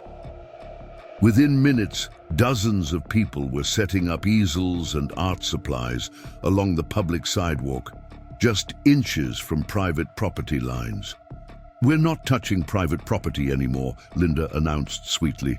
"We're simply creating art in public spaces while celebrating the possibility of shared community resources." The scene that unfolded over the next few hours was surreal. Linda had orchestrated a kind of rolling block party that skirted the edge of legality. Food trucks parked on public streets, musicians set up on sidewalks, and artists created installations that somehow always seemed to incorporate private property without quite touching it. Mrs. Johnson stormed out of her house when she discovered that festival attendees had set up a community meditation circle on the public sidewalk directly facing her pool. "They're not technically on my property," she fumed, watching people arrange crystals and burning sage, "but they're all facing my backyard and talking about liberating water resources for community use." The Hendersons faced a similar situation. Festival participants had created a maker's space visualization zone on the sidewalk outside their garage workshop, complete with interpretive dances demonstrating the freedom of shared tools. Barbara Wilson arrived with several HOA board members, looking simultaneously impressed and horrified by Linda's tactical creativity. "She's found every loophole in our regulations," Barbara admitted, watching another group of festival attendees set up a community resource mapping station that just happened to have a perfect view of everyone's private spaces. "And look at her social media engagement," Jennifer added, showing us her phone. Linda's festival hashtags were trending locally, with thousands of people following the live streams and commenting on the revolutionary suburban community concept. By mid-morning, the situation had evolved into a kind of suburban standoff. Homeowners stood guard over their private properties, while festival attendees pushed the boundaries of public space usage in increasingly creative ways. Linda moved through it all like a conductor, coordinating activities and ensuring her cameras captured every moment. She had transformed our quiet neighborhood into a stage for her performance art piece about property rights. "This is exactly what our community needs," she declared to her livestream audience. "Look at how these spaces could be used if we just opened our minds to the possibilities."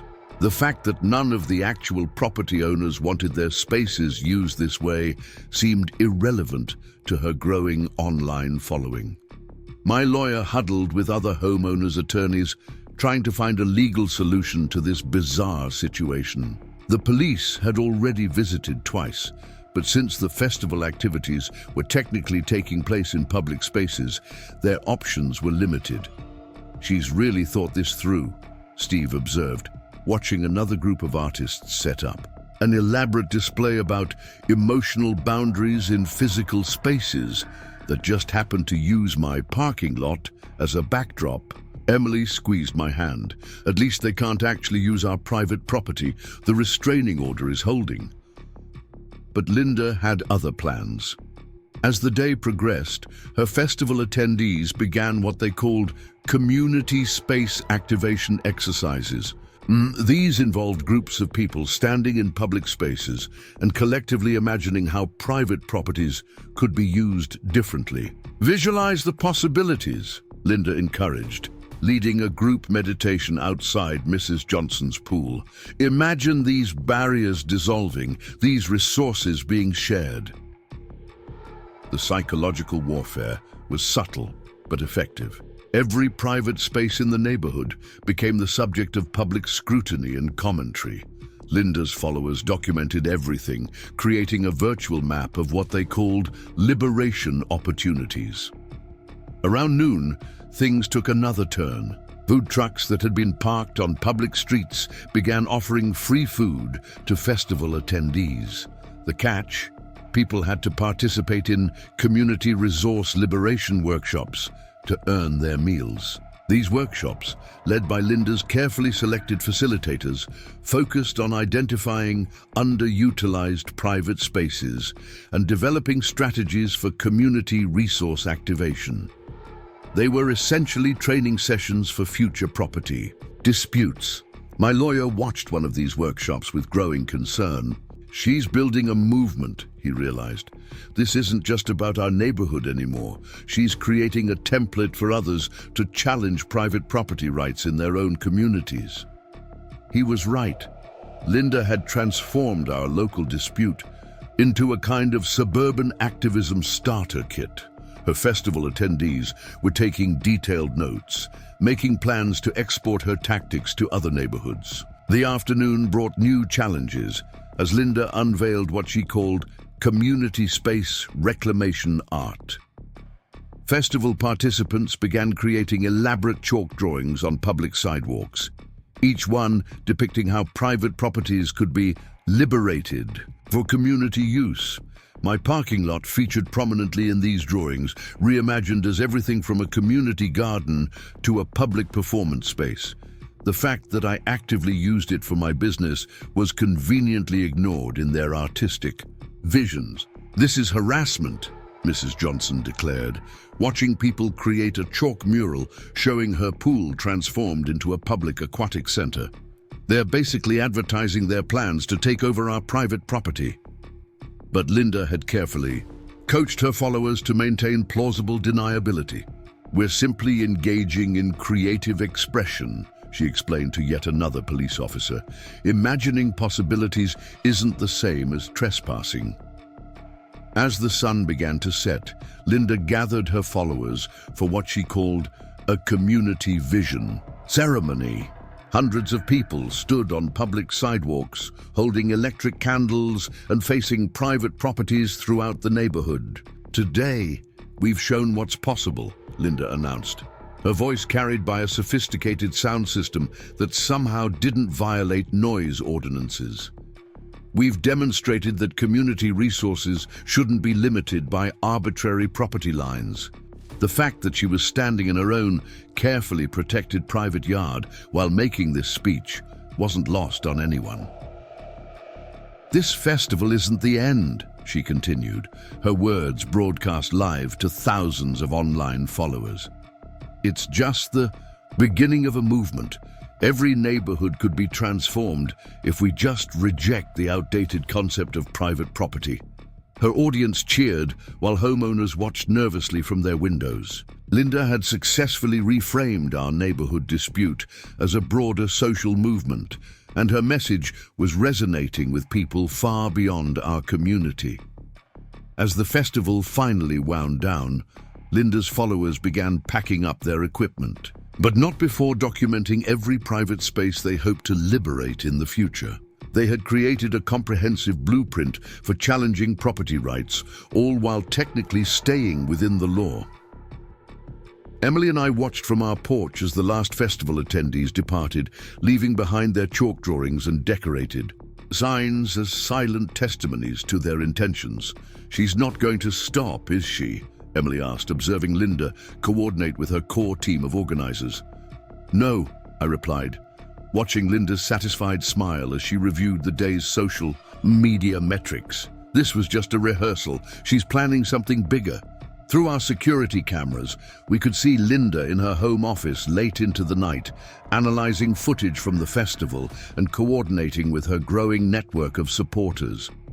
She had found a way to attack private property rights while portraying herself as a community activist, and her message was spreading. The question wasn't whether she would strike again, but how. She had proven herself capable of turning our quiet suburban life into a battleground for her ideological war against private property. As we prepared for bed, we could hear the distant sound of Linda's printer working overtime again. Whatever she was planning next, one thing was certain: our neighborhood would never be the same. The battle for private property rights had moved beyond parking lots and pools. It had become a symbolic struggle that could reshape suburban communities everywhere. And Linda, she was just getting started. The aftermath of Linda's festival brought an eerie calm to our neighborhood, but we all knew it was merely the quiet before an approaching storm. My morning coffee was interrupted by an urgent text from Steve Mitchell. Linda had just announced Phase 2 of her Community Resource Liberation Initiative. "Check your email," Steve's message read. "She's gone digital." Opening my inbox, I found an elaborately designed proposal from Linda detailing her plans for a virtual community resource network. She had created an app that would allow people to share their private property with the community, whether they wanted to or not. Emily peered over my shoulder at the sleek presentation. "She's mapped every private space in the neighborhood into her app. Look, she's even included usage schedules and access points." The app was surprisingly sophisticated. Users could browse available community resources, meaning our private properties, and reserve time slots for various activities. My parking lot was prominently featured as a premium sharing space. "But we haven't agreed to any of this," I muttered, scrolling through the extensive property listings. Barbara Wilson called just as I was examining the app's features. "Mr. Anderson, we have a situation. Ms. Thompson has already launched her app in beta testing. People are making reservations for private properties throughout the neighborhood." My lawyer was next on the phone. "This is actually quite clever from a legal standpoint. She's not physically trespassing. She's just creating a platform that encourages others to do so. We need to be careful how we respond. As we spoke, notifications began popping up on my phone. Linda's app users were requesting access to my parking lot for everything from yoga classes to farmers markets. Steve and Jennifer arrived at our house bringing screenshots of social media discussions about Linda's latest initiative. She's marketing this as a sharing economy revolution, Jennifer explained. Tech blogs are already picking up the story. Through our window, we could see Linda giving interviews via video chat from her home office. She had transformed herself into a tech entrepreneur overnight, complete with Silicon Valley buzzwords and a practiced TED Talk delivery style. Traditional property ownership is obsolete, she told one interviewer, gesturing expansively. Our app democratizes access to community resources, creating a more equitable and sustainable suburban ecosystem. The fact that these community resources were actually other people's private property seemed to be conveniently overlooked in her polished presentations. My phone buzzed with another notification. Someone had just reserved my parking lot for a community art installation next weekend. The app even included suggested donation amounts for using the space. She's monetizing our private property, Emily realized, watching more reservations pour in. She's actually charging people to use spaces she doesn't own. Alex from security arrived with concerning news. We're seeing organized groups discussing the app online. They're planning coordinated community access events throughout the neighborhood. My lawyer called an emergency meeting at our house.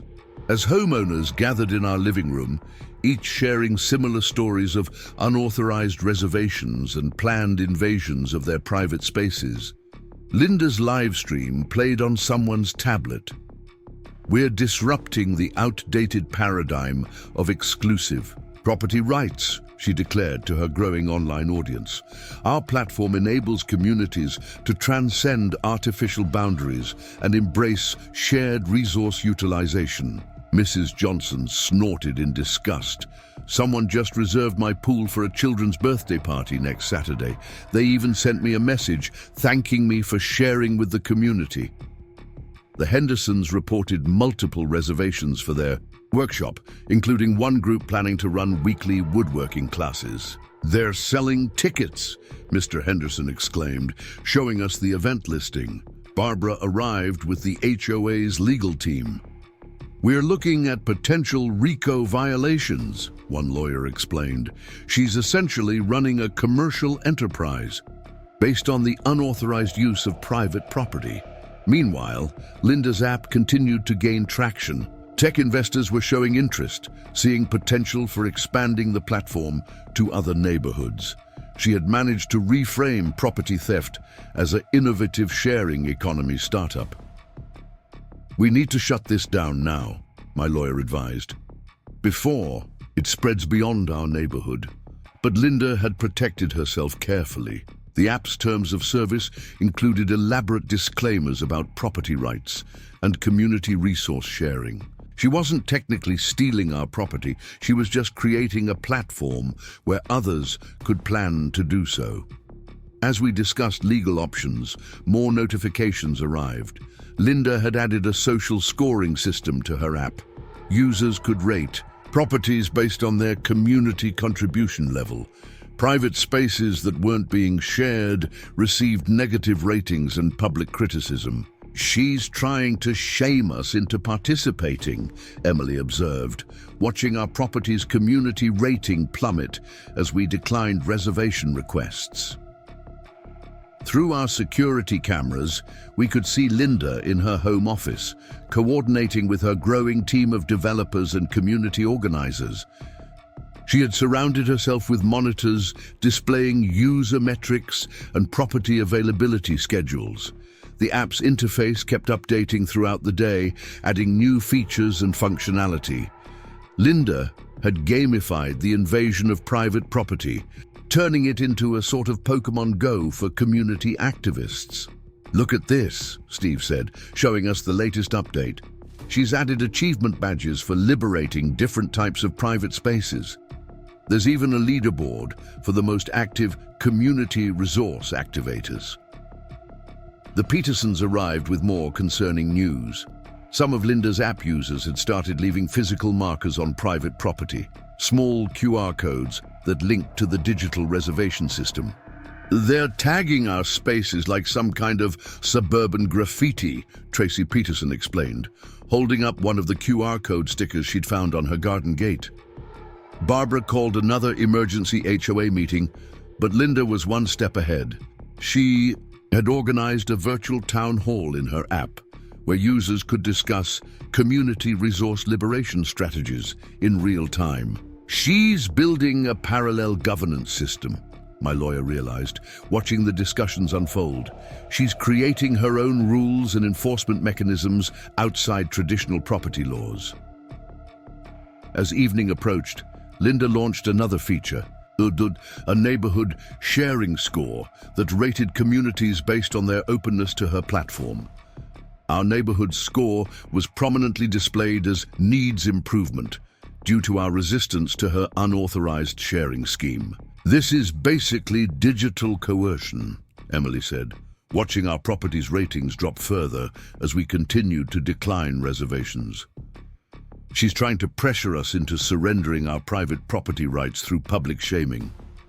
Linda's live stream continued into the night, now featuring testimonials from app users about the transformative power of community resource sharing. Each story carefully avoided mentioning that the shared resources were actually other people's private property. "We are witnessing the future of suburban living," Linda declared to her viewers. "A future where artificial boundaries no longer limit community potential." The fact that she was broadcasting this message from her own carefully protected private property, which was notably absent from her app's sharing platform, seemed lost on her enthusiastic followers.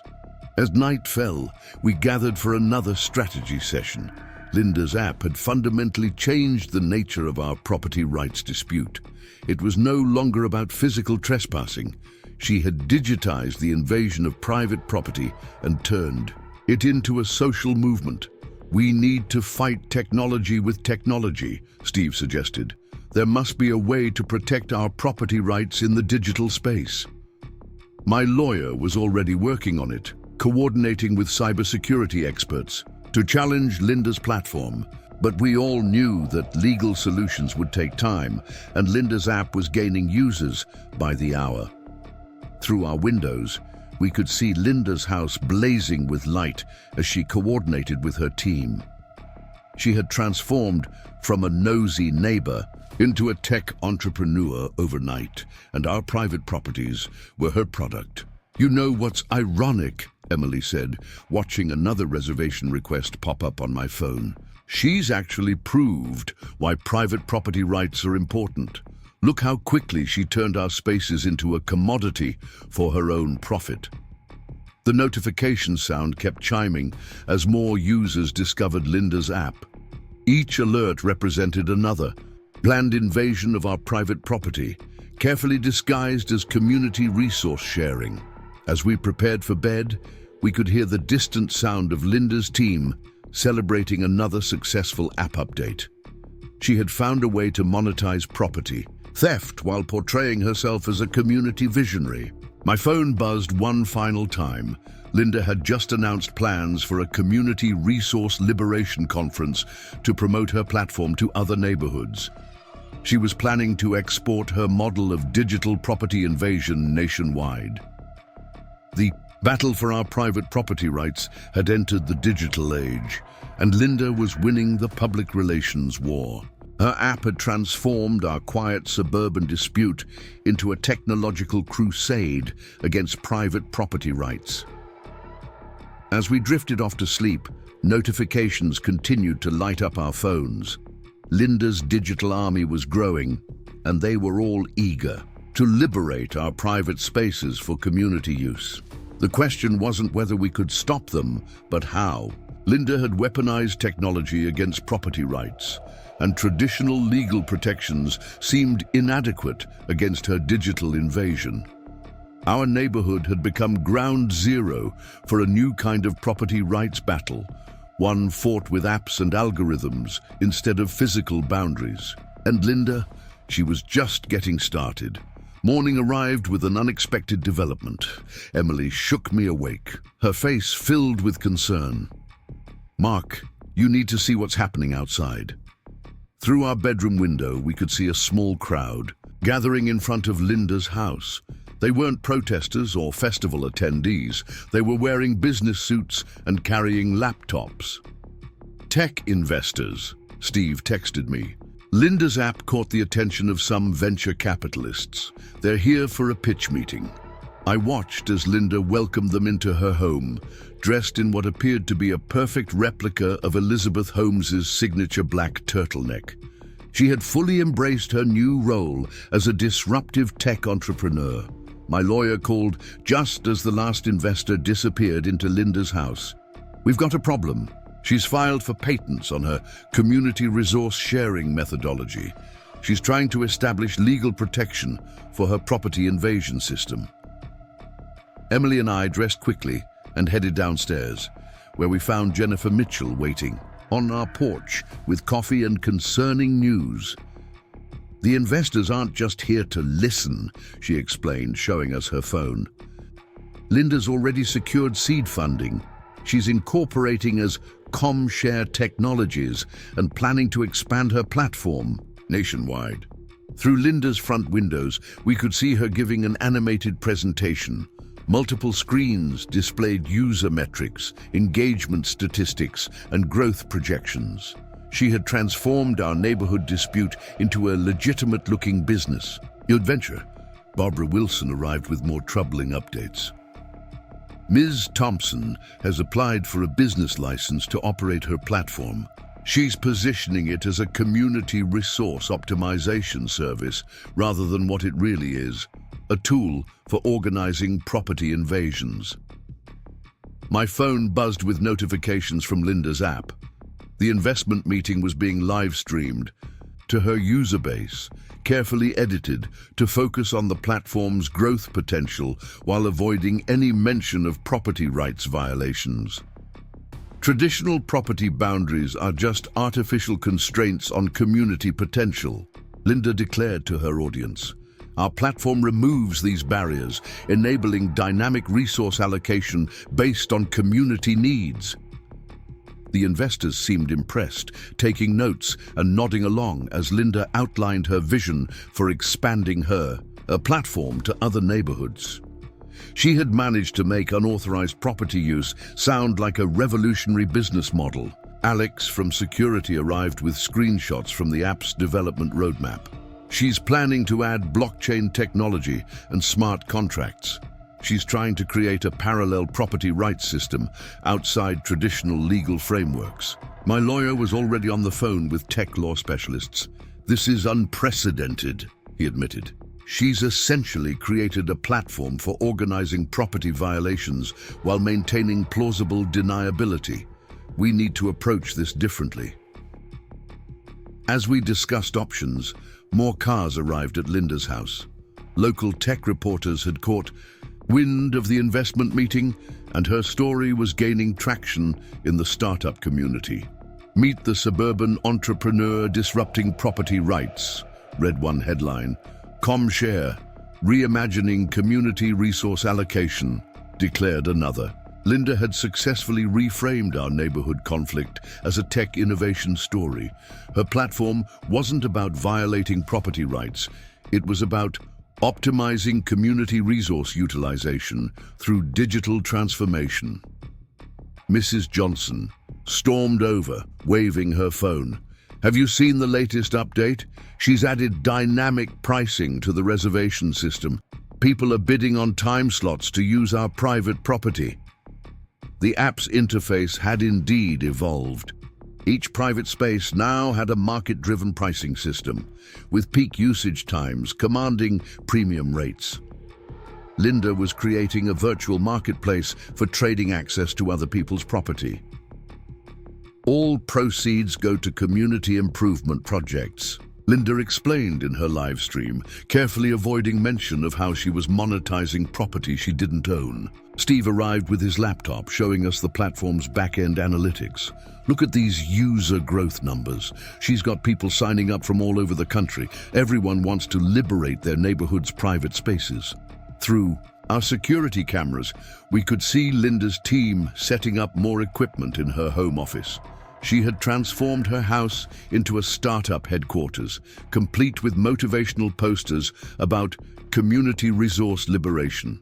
The Hendersons reported that their workshop had become the platform's most requested space, with users bidding significant amounts for unauthorized access. People are selling tickets to woodworking classes in our private workshop, Mr. Henderson exclaimed. Linda's live stream continued throughout the day, now featuring testimonials from tech industry supporters about the revolutionary potential of her platform. Each endorsement carefully sidestepped the issue of property rights violations. "We're not just building an app," Linda declared to her growing audience. "We're creating a new model of community organization. Traditional property ownership is just a legacy system waiting to be disrupted." My lawyer arrived with a team of tech law specialists. They had been analyzing Linda's platform and its implications for property rights in the digital age. "She's exploiting a gap in existing laws," one specialist explained. "Property rights weren't designed to handle digital platforms that organize physical violations. We need new legal frameworks to address this." As evening approached, the investors finally emerged from Linda's house. Their expressions were enthusiastic. Clearly, her pitch had been successful. She had convinced them that unauthorized property access was a viable business model.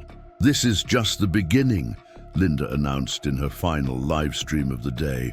"ComShare will revolutionize how communities think about private spaces. No more artificial boundaries, no more wasted resources." The fact that she was excluding her own property from this revolution seemed lost on her investors and supporters. Her house remained carefully marked as private corporate headquarters in the app's interface. Emily squeezed my hand as we watched Linda celebrate with her team.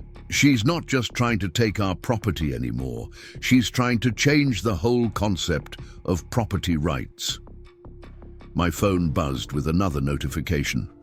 Linda had just announced plans for a ComShare developer conference to create an ecosystem around her platform. She was building an entire industry based on the systematic invasion of private property. Through our windows, we could see Linda's house blazing with activity as her team worked late into the night. Monitors displayed user metrics, development schedules, and investment projections. She had turned our neighborhood dispute into a tech empire. "You know what's really disturbing?" Steve said, analyzing the platform's code. "She's gamified property violations. Users earn points and status by liberating more private spaces. She's turned it into a social competition." The notification sound kept chiming as more users discovered Linda's platform. Each alert represented another planned invasion of private property, now backed by venture capital and wrapped in tech industry legitimacy. As night fell, we gathered for another strategy session. Linda had elevated our property rights battle to a new level. She wasn't just organizing local violations anymore, she was creating a scalable system for undermining property rights everywhere. "We need to think bigger," my lawyer advised. "This isn't just about protecting our neighborhood anymore. We're fighting against a new model of organized property violation." Through our security cameras, we could see Linda in her command center, coordinating with developers and marketing teams. She had transformed from a nosy neighbor into a tech CEO, and our private properties were her product offering. The battle for our property rights had evolved beyond our quiet suburban conflict. Linda had created a digital platform for systematically violating private property rights, and investors were eager to help her scale it nationwide. As we prepared for bed, notifications continued to flood our phones. Linda's platform was gaining users exponentially, each one eager to participate in her community resource liberation movement. The question wasn't whether we could stop her local violations anymore. The challenge now was how to protect property rights in an age where digital platforms could organize and monetize systematic violations. Our neighborhood had become ground zero for a new kind of property rights battle, one that would define how private property works in the digital age. And Linda, backed by venture capital and supported by tech industry enthusiasm, was just getting started. The venture capital funding transformed Linda's operation overnight. What had once been a home office was now a fully staffed startup headquarters, complete with standing desks, beanbag chairs, and motivational wall art about disrupting traditional property paradigms. Emily nudged me awake earlier than usual. Concern etched on her face. They're installing something on the streetlights. Through our window, we could see technicians mounting sleek devices to the neighborhood's lampposts. My phone buzzed with a notification from Linda's newly rebranded ComShare platform, introducing SmartSpace, AI-powered community resource optimization. Steve Mitchell was already outside documenting the installation. They're putting up cameras and sensors, he reported. The system tracks available spaces and updates the app in real time.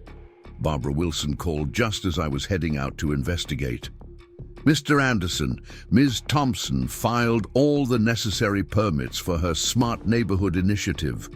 Technically, she's only installing equipment on public infrastructure. My lawyer arrived with more concerning news. She's partnered with a major tech company. They're using machine learning to analyze property usage patterns and identify sharing opportunities.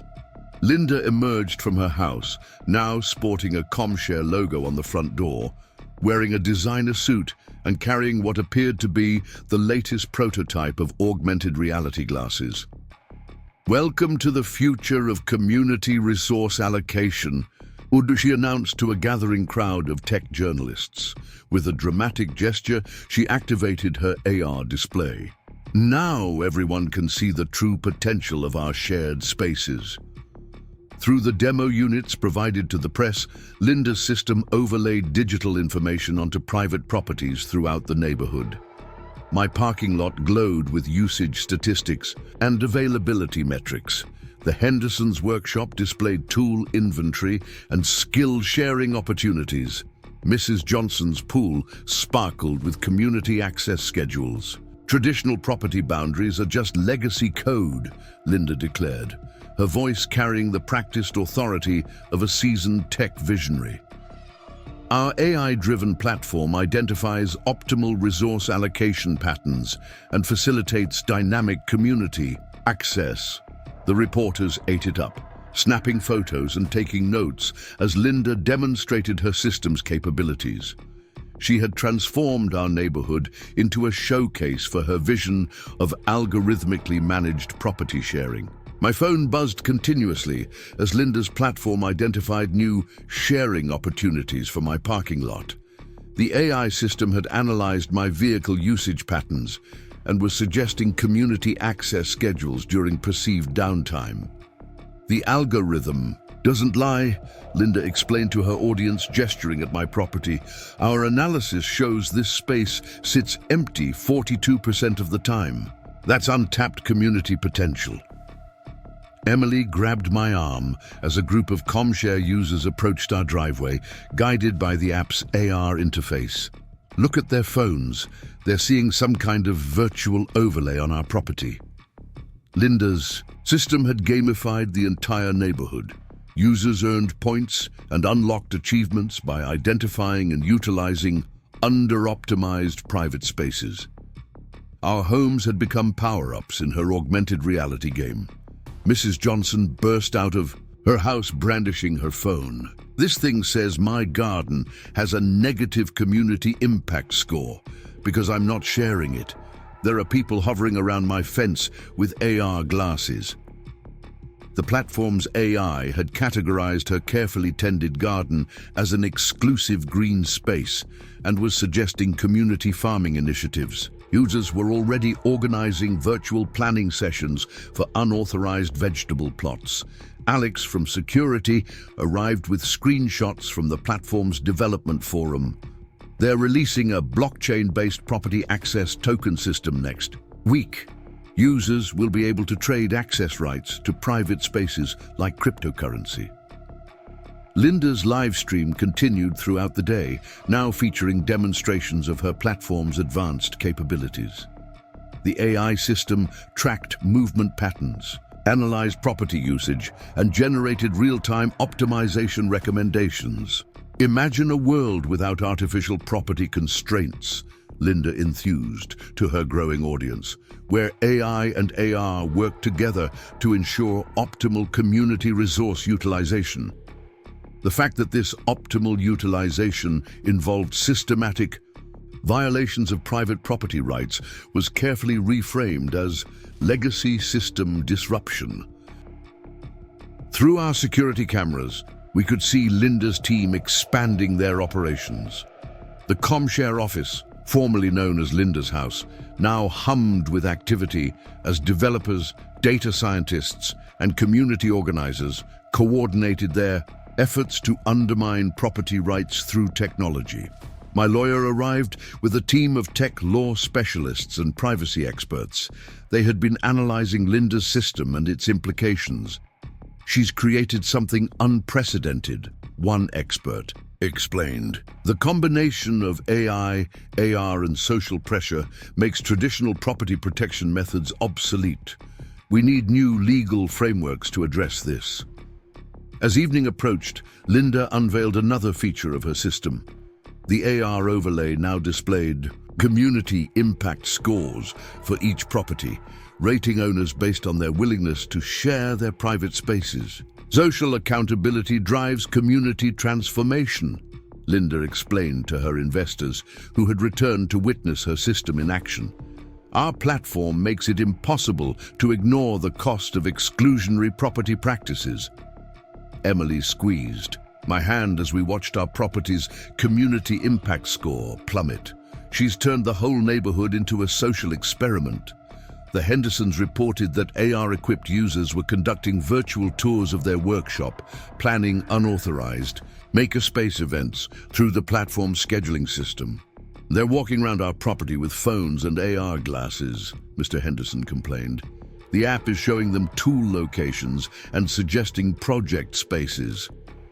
Linda's system had eliminated the distinction between public and private space. In the digital realm, through her AR interface, every private property became a potential community resource waiting to be optimized.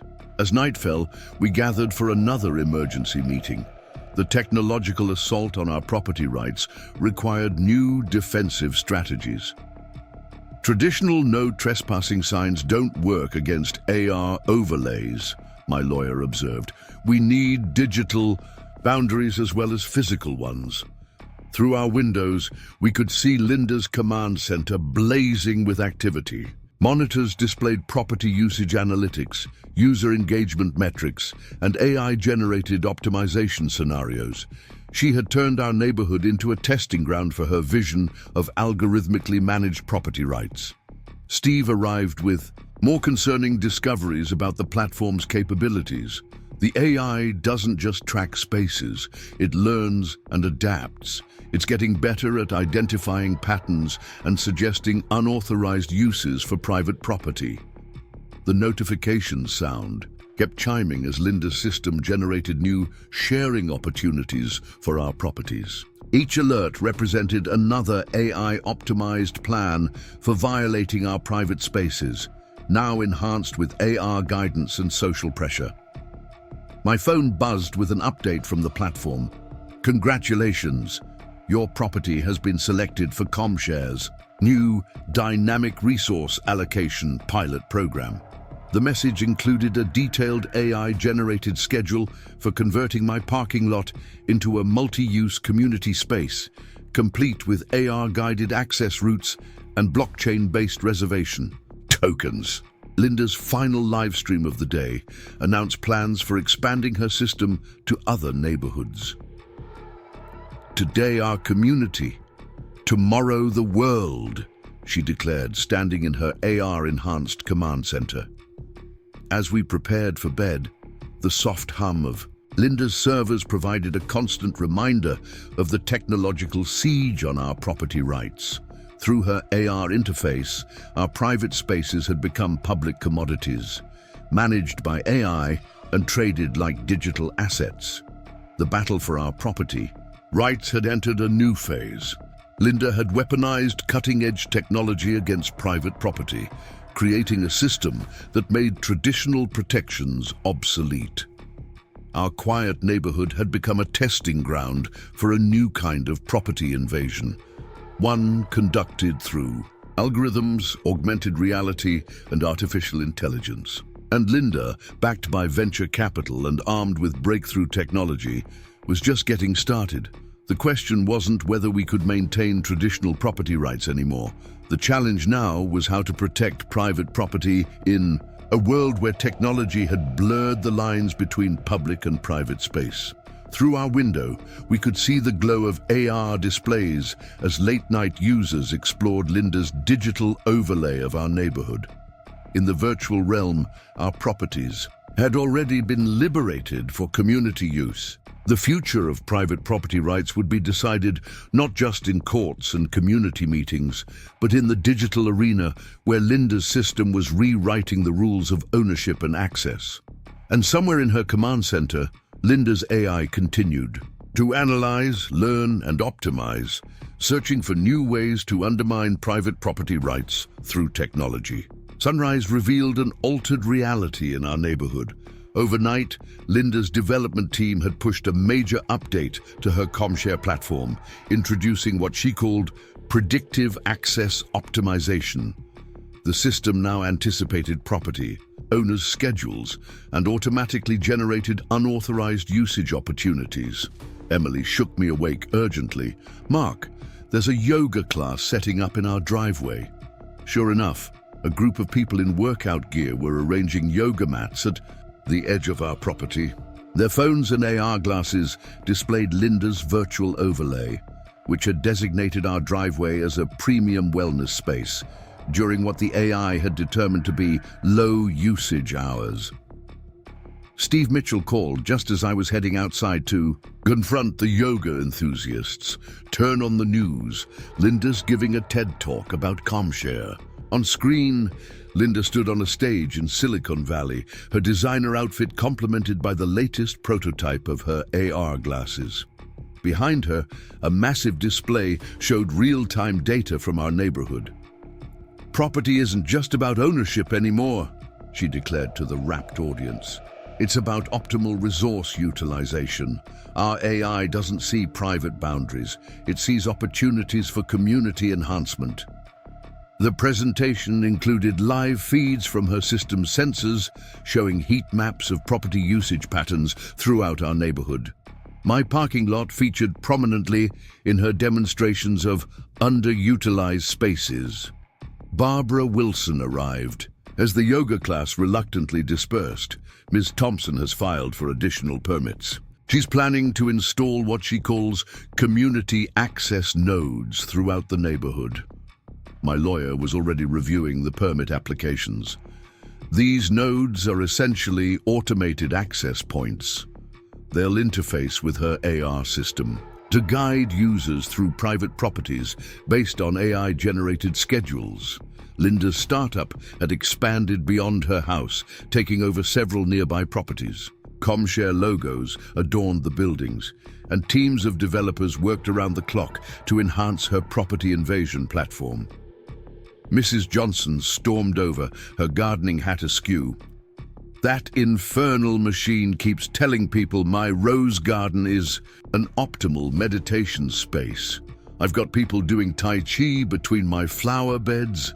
The AI had identified her meticulously maintained garden as an underutilized Zen environment and was actively promoting it to wellness-focused users. Through our security cameras, we could see Linda's team installing more sensors and testing new AR features. The virtual overlay of our neighborhood grew more detailed by the hour, transforming private spaces into publicly accessible resources in the digital realm.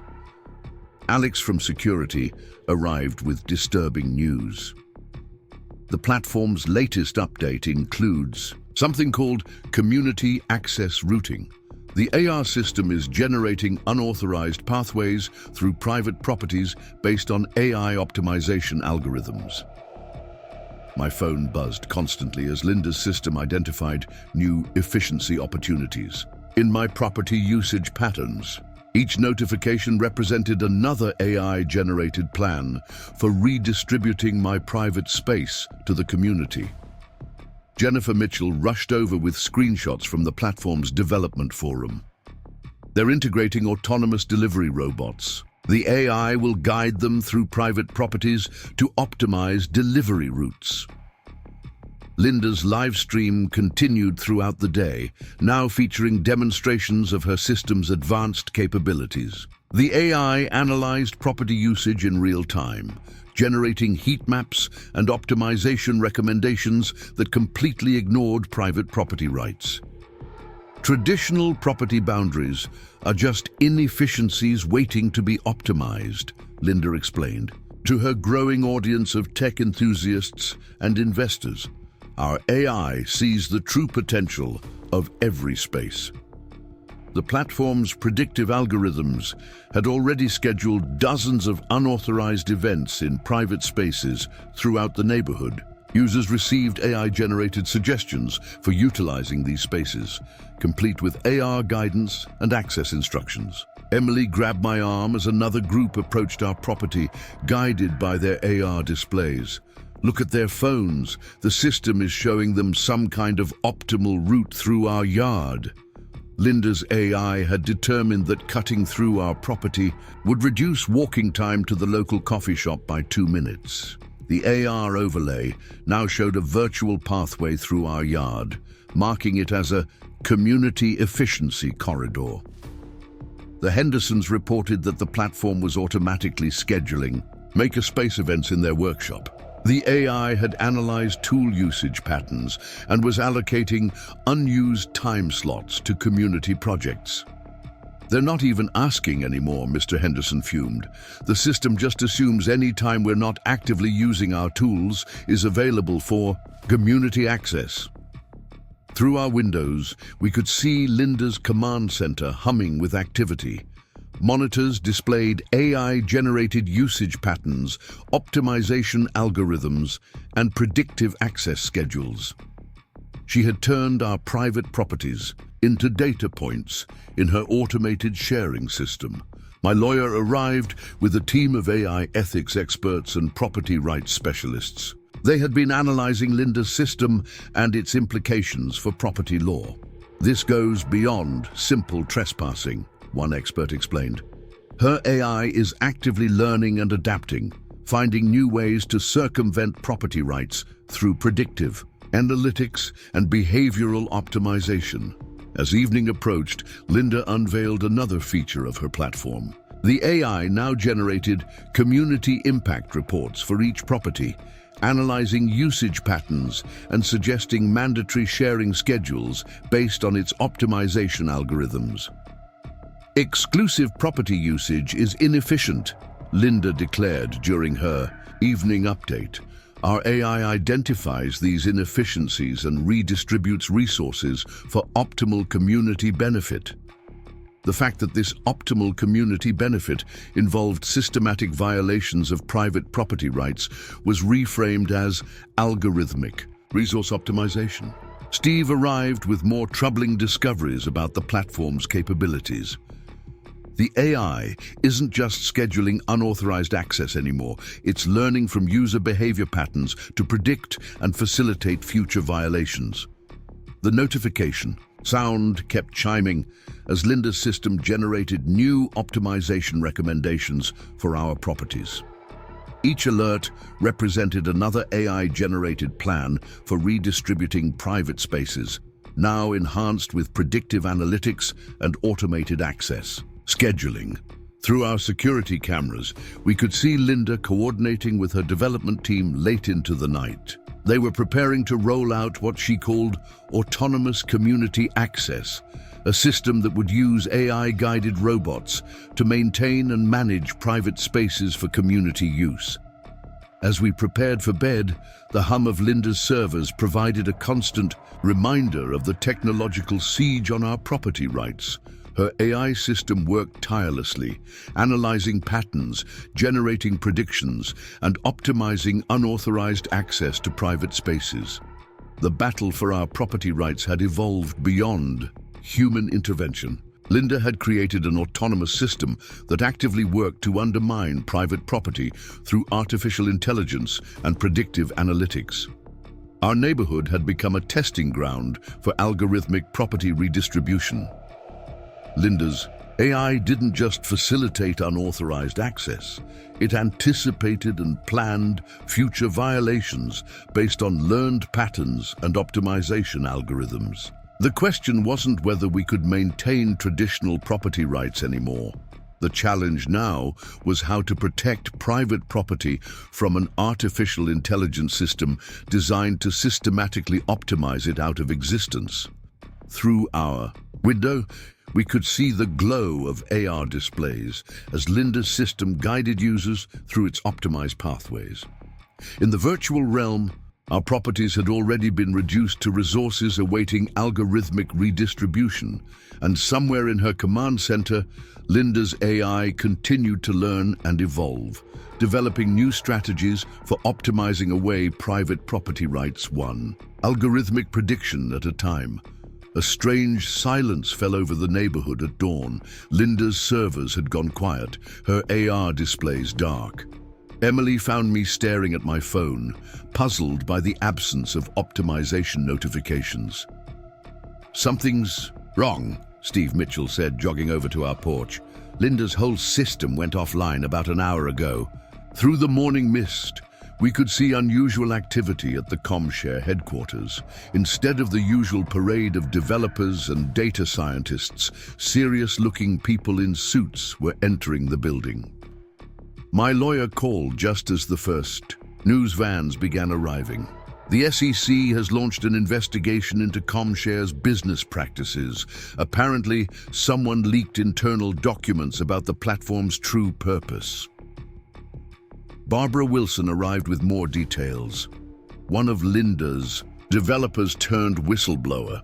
They provided evidence that the platform was deliberately designed to circumvent property rights through technological means. Linda emerged from her house, her perfect tech CEO image slightly disheveled. Gone were the AR glasses and designer outfits, replaced by a look of barely contained panic. "This is a misunderstanding," she announced to the gathering media crowd. ComShare is about optimizing community resources, not violating property rights. But the evidence told a different story. The whistleblower had revealed internal communications, development logs, and AI training data that showed the platform's true purpose. "Look at this," Steve said, showing us leaked screenshots from ComShare's development forums. They were explicitly programming the AI to identify ways around property protection measures. The SEC investigators spent hours combing through Linda's servers, uncovering the extent of her scheme. The platform's optimization algorithms weren't just suggesting unauthorized property use. They were deliberately engineered to undermine private property rights. Mrs. Johnson arrived with printouts from the leaked documents. They had my garden, classified as a high-priority acquisition target for their community access program. They were planning to use the AI to pressure me into surrendering control. Through our security cameras, we could see Linda pacing in her command center, surrounded by lawyers and crisis management consultants. Her carefully constructed tech empire was unraveling as the truth about ComShare came to light. Emily touched my arm as another group of officials arrived. "Those are attorneys from the State Property Rights Commission. This is getting serious." The investigation revealed that Linda's platform wasn't just facilitating unauthorized access. It was part of a larger scheme to systematically devalue private property rights through technology. The AI was designed to create a parallel property system, one investigator explained during a press briefing. It would gradually override traditional property rights with its own algorithmic control mechanisms. Linda's investors were fleeing as more details emerged. The venture capital that had funded her operation was being withdrawn as the true nature of ComShare became public. "This is harassment," Linda declared during an impromptu press conference. "We're disrupting outdated systems for the community's benefit." But her defense fell flat as more evidence emerged. The leaked documents showed how ComShare's AI was programmed to exploit every possible loophole in property law. Alex from security arrived with analysis of the platform's code. The system wasn't just tracking properties, it was building detailed profiles of owners, identifying vulnerabilities in their usage patterns. My lawyer and his team were reviewing the technical documentation. She created an autonomous system designed to systematically erode property rights through algorithmic pressure and social manipulation. The neighborhood gathered in our living room, watching news coverage of the investigation. Linda's grand vision of community resource optimization was being exposed as a sophisticated attack on private property rights. The AI wasn't optimizing resources, Jennifer Mitchell explained, analyzing the leaked code. It was optimizing violations, finding the most efficient ways to undermine property protection measures. Through our windows, we could see investigators dismantling Linda's sensor network. The system that had turned our neighborhood into a testing ground for algorithmic property invasion was being deconstructed piece by piece.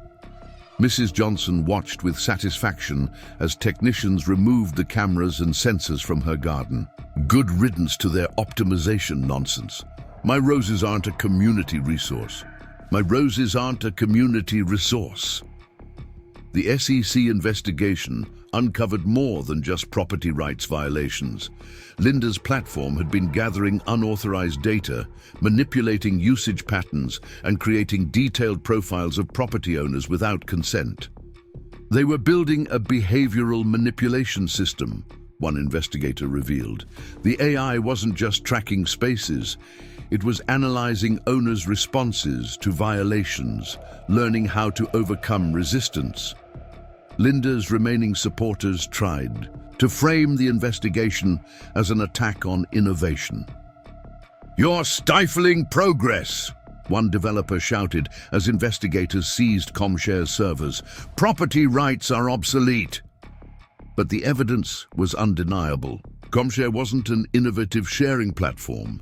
It was a sophisticated system for organizing and optimizing property rights violations. Emily squeezed my hand as we watched Linda's tech empire crumble. All this because she couldn't accept that private property means private. The notification system that had bombarded us with optimization alerts fell silent as ComShare's servers were powered down. The AR overlays that had turned our private spaces into community resources flickered and died. Through our security cameras, we could see Linda in her office, watching her vision of algorithmic property redistribution disintegrate. The command center that had hummed with activity now stood dark and silent. Steve arrived with final screenshots from the platform before it went offline. "Look at these development notes. They were planning to expand this system nationwide. Every neighborhood would have been under AI surveillance and control."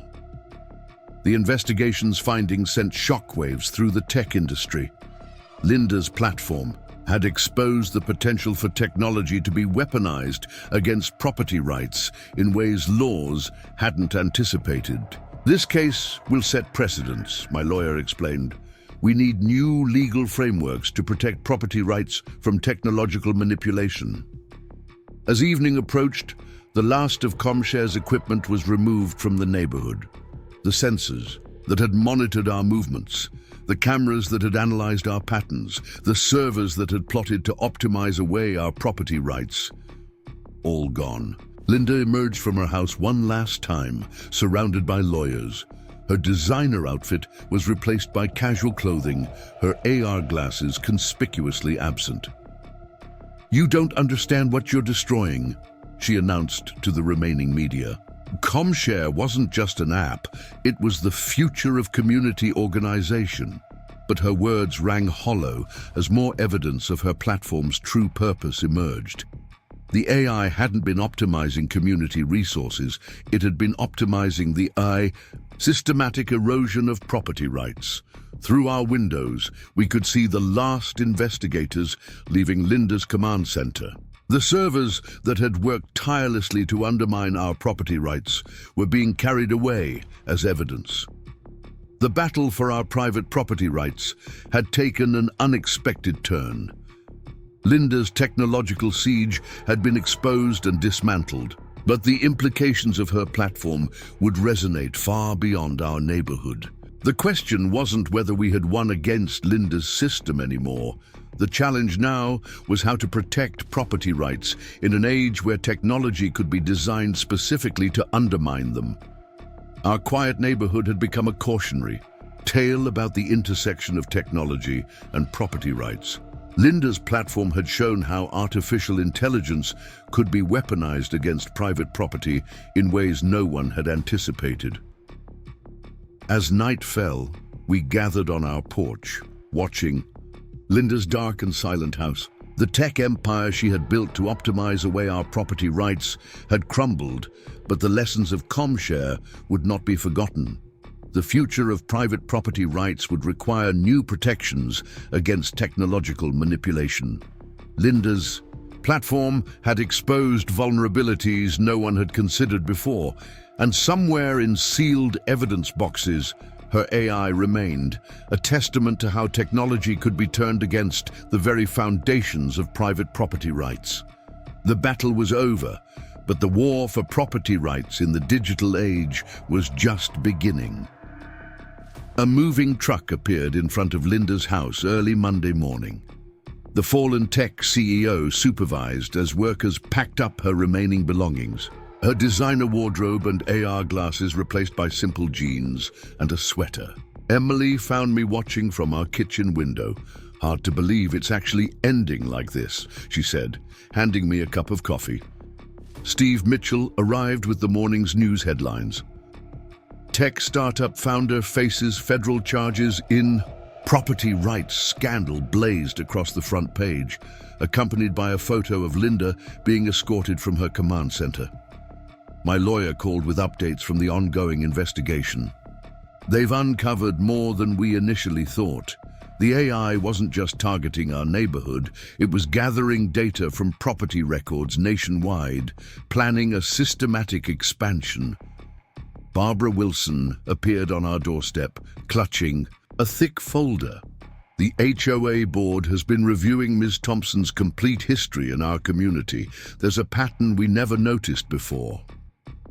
Inside the folder were records of Linda's previous attempts to control the neighborhood, each one building toward her ultimate technological takeover attempt. The parking dispute that had started it all was just the first step in a calculated plan. Mrs. Johnson watched from her garden as more investigators arrived at Linda's house. She had my property marked for what they called Phase 3, complete AI-managed community access. Can you imagine? Through our security cameras, we could see Linda supervising the removal of her remaining tech equipment. The command center that had once hummed with servers plotting to optimize away. Our property rights now stood empty and silent. Alex from security brought findings from the forensic analysis of ComShare's code. The AI was designed to learn from resistance. Every time someone protected their property rights, the system adapted its approach, finding new ways to overcome new barriers. The investigation had revealed the true scope of Linda's ambitions. ComShare wasn't just an app for organizing unauthorized access, it was meant to be the prototype for a new kind of property control system. Look at these development plans. Jennifer Mitchell said, showing us leaked documents. She was creating an autonomous system that would gradually replace traditional property rights with AI-managed access control. The neighborhood gathered in our living room as more details emerged. Linda's platform had been gathering data not just about properties, but about owners, their habits, their vulnerabilities, their potential resistance to her system. Emily touched my arm as we watched Linda direct the movers. Remember when this was just about parking spaces? How did it turn into this? The answer lay in the evidence being catalogued by investigators. Linda's progression from nosy neighbor to tech CEO was revealed as a carefully planned transformation, each step calculated to expand her control over private property. My phone buzzed with news alerts as more tech industry figures distanced themselves from ComShare. Linda's investors were facing their own investigations for funding what was essentially a sophisticated property rights violation scheme. The platform was designed to create dependency, one investigator explained during a briefing. By controlling access to private spaces through AI, it would gradually establish itself as the de facto authority over property usage. Linda emerged from her house carrying a small box of personal items. The command center that had once represented her vision of algorithmic property control was now being dismantled by federal agents. "This isn't over," she declared to the remaining media. "The future of community resource management can't be stopped by outdated property laws." But her words carried none of their former authority. The evidence had exposed ComShare not as an innovative sharing platform, but as a calculated attack on private property rights through technological means. Steve arrived with more revelations from the investigation. The AI wasn't just making suggestions, it was actively manipulating community behavior to normalize unauthorized property access. Through our windows, we could see investigators removing the last of Linda's servers. The system that had turned our neighborhood into a testing ground for algorithmic property invasion was being preserved as evidence of a new kind of crime. Mrs. Johnson watched with satisfaction as technicians removed the final surveillance sensors from her garden. All that fancy technology just to steal what isn't hers. Some things never change. The SEC investigation had uncovered financial irregularities beyond the property rights violations. Linda's platform had been monetizing unauthorized access, creating a market for trading rights to properties she didn't own. She was building an entire economy around property violations, my lawyer explained. The AI wasn't just facilitating access, it was creating a parallel market for trading unauthorized usage rights. The remaining ComShare employees cleared out their workstations, some pausing to glare at the neighbors who had exposed their platform's true nature. Linda's vision of technology-driven property redistribution had attracted true believers. Emily squeezed my hand as we watched the last moving truck pull away. Think she learned anything from all this? The answer came in Linda's final press statement, delivered from her nearly empty house. "You can't stop progress with property laws. The future will recognize that algorithmic resource optimization is inevitable." Through our security cameras, we could see her walking through her empty command center one last time. The space that had housed her attempt to optimize away our property rights would soon be just another vacant property. The battle for our neighborhood had evolved from a simple parking dispute into a confrontation with a technological system designed to undermine the very concept of private property. Steve and Jennifer arrived as Linda's car was being loaded for departure. "Look what we found in the leaked files," Jennifer said, opening her laptop. "Contingency plans for rebuilding the platform under different names." The investigation had revealed not just the scope of Linda's current platform, but her plans for future iterations. ComShare was meant to be just the beginning of a larger transformation of property rights. She was creating a template, my lawyer explained. A system that could be replicated in any community, gradually replacing traditional property rights with AI-managed access control. As evening approached, Linda emerged from her house for the last time. The designer outfits and tech CEO persona were gone, replaced by someone who looked almost ordinary, except for the determined gleam in her eyes. "This isn't the end," she announced to no one in particular. "ComShare was just version 1. The future of property is still digital." But her words echoed hollow in the empty street. The neighborhood that had served as her testing ground for algorithmic property invasion had proved more resilient than her AI had predicted. Through our windows, we could see the last light fade from Linda's house. The command center that had hummed with servers plotting to optimize away our property rights now stood dark and silent. The battle was over, but the implications of Linda's platform would resonate far beyond our neighborhood. She had exposed how technology could be weaponized against property rights in ways laws hadn't anticipated. As night fell, we gathered on our porch, watching Linda's departure. Her tech empire had crumbled, but the lessons of ComShare would shape how we protect property rights in the digital age. The question wasn't whether we had defeated Linda's system anymore. The challenge now was how to prevent the next iteration of algorithmic property invasion wherever it might emerge. Our quiet neighborhood had become a case study in the intersection of technology and property rights. Linda's platform had shown how artificial intelligence could be turned against private property in ways that required new forms of protection. And somewhere in the digital realm, the echoes of her AI system remained, a warning about the future of property rights in an age where technology could be designed specifically to undermine them. 6 months after Linda's departure, our neighborhood had settled into a new normal. The physical traces of her ComShare empire had been removed, but the experience had permanently changed how we viewed property rights in the digital age. Emily found me in the parking lot early one morning, installing a new security system. "Look at this," she said, holding up her tablet. The headline read, "Former ComShare CEO launches new venture in Silicon Valley." The article detailed Linda's latest project, a community resource management platform that carefully avoided any mention of property rights. But the underlying technology seemed eerily familiar. Steve Mitchell jogged over, his morning run interrupted by the news. "She's at it again, just with better lawyers this time. The new platform is all about optimizing shared spaces instead of private property," my lawyer called moments later. "We're monitoring the situation.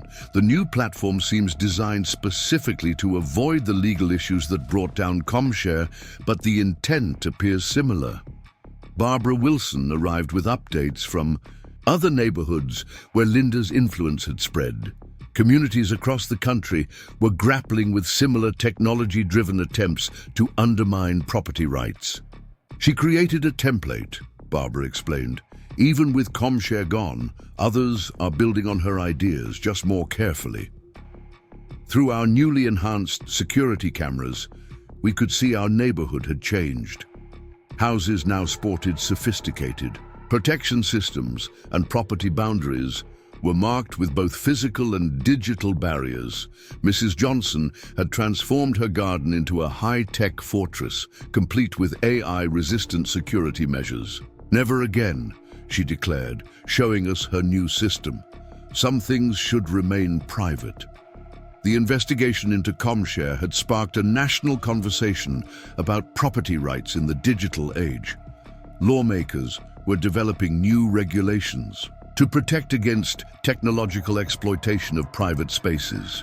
My phone buzzed with notifications from our neighborhood's new security network, a system designed to detect and prevent unauthorized digital mapping of private properties.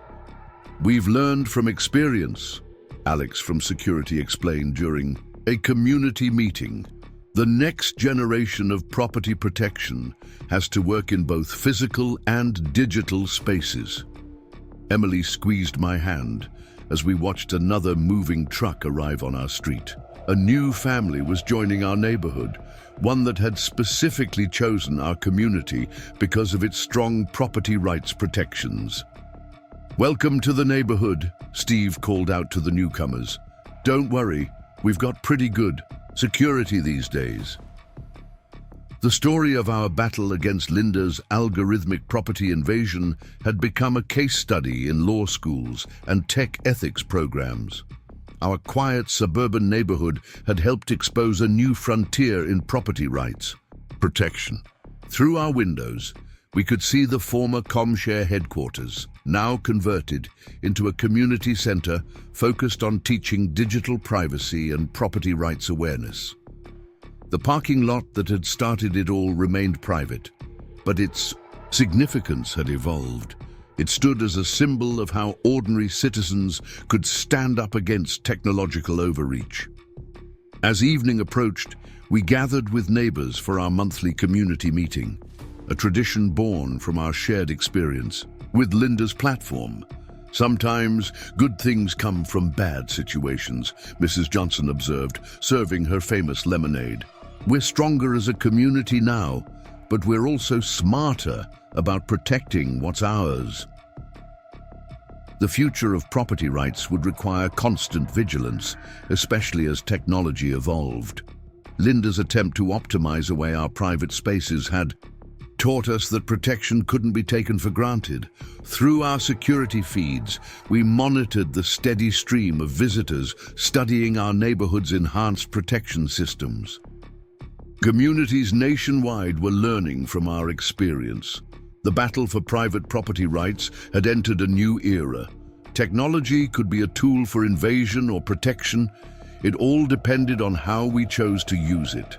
As night fell, we gathered on our porch, surrounded by neighbors who had become allies in an unexpected fight. Our quiet suburban life had transformed into something more resilient. The question wasn't whether we would face future challenges to our property rights. The question was how we would continue to adapt and protect what was ours in an ever-changing digital landscape. And somewhere in Silicon Valley, Linda was undoubtedly planning her next innovation. But this time, communities would be ready. Up next, you've got two more standout stories right on your screen. If this one hit the mark, you won't want to pass these up, just click and check them out.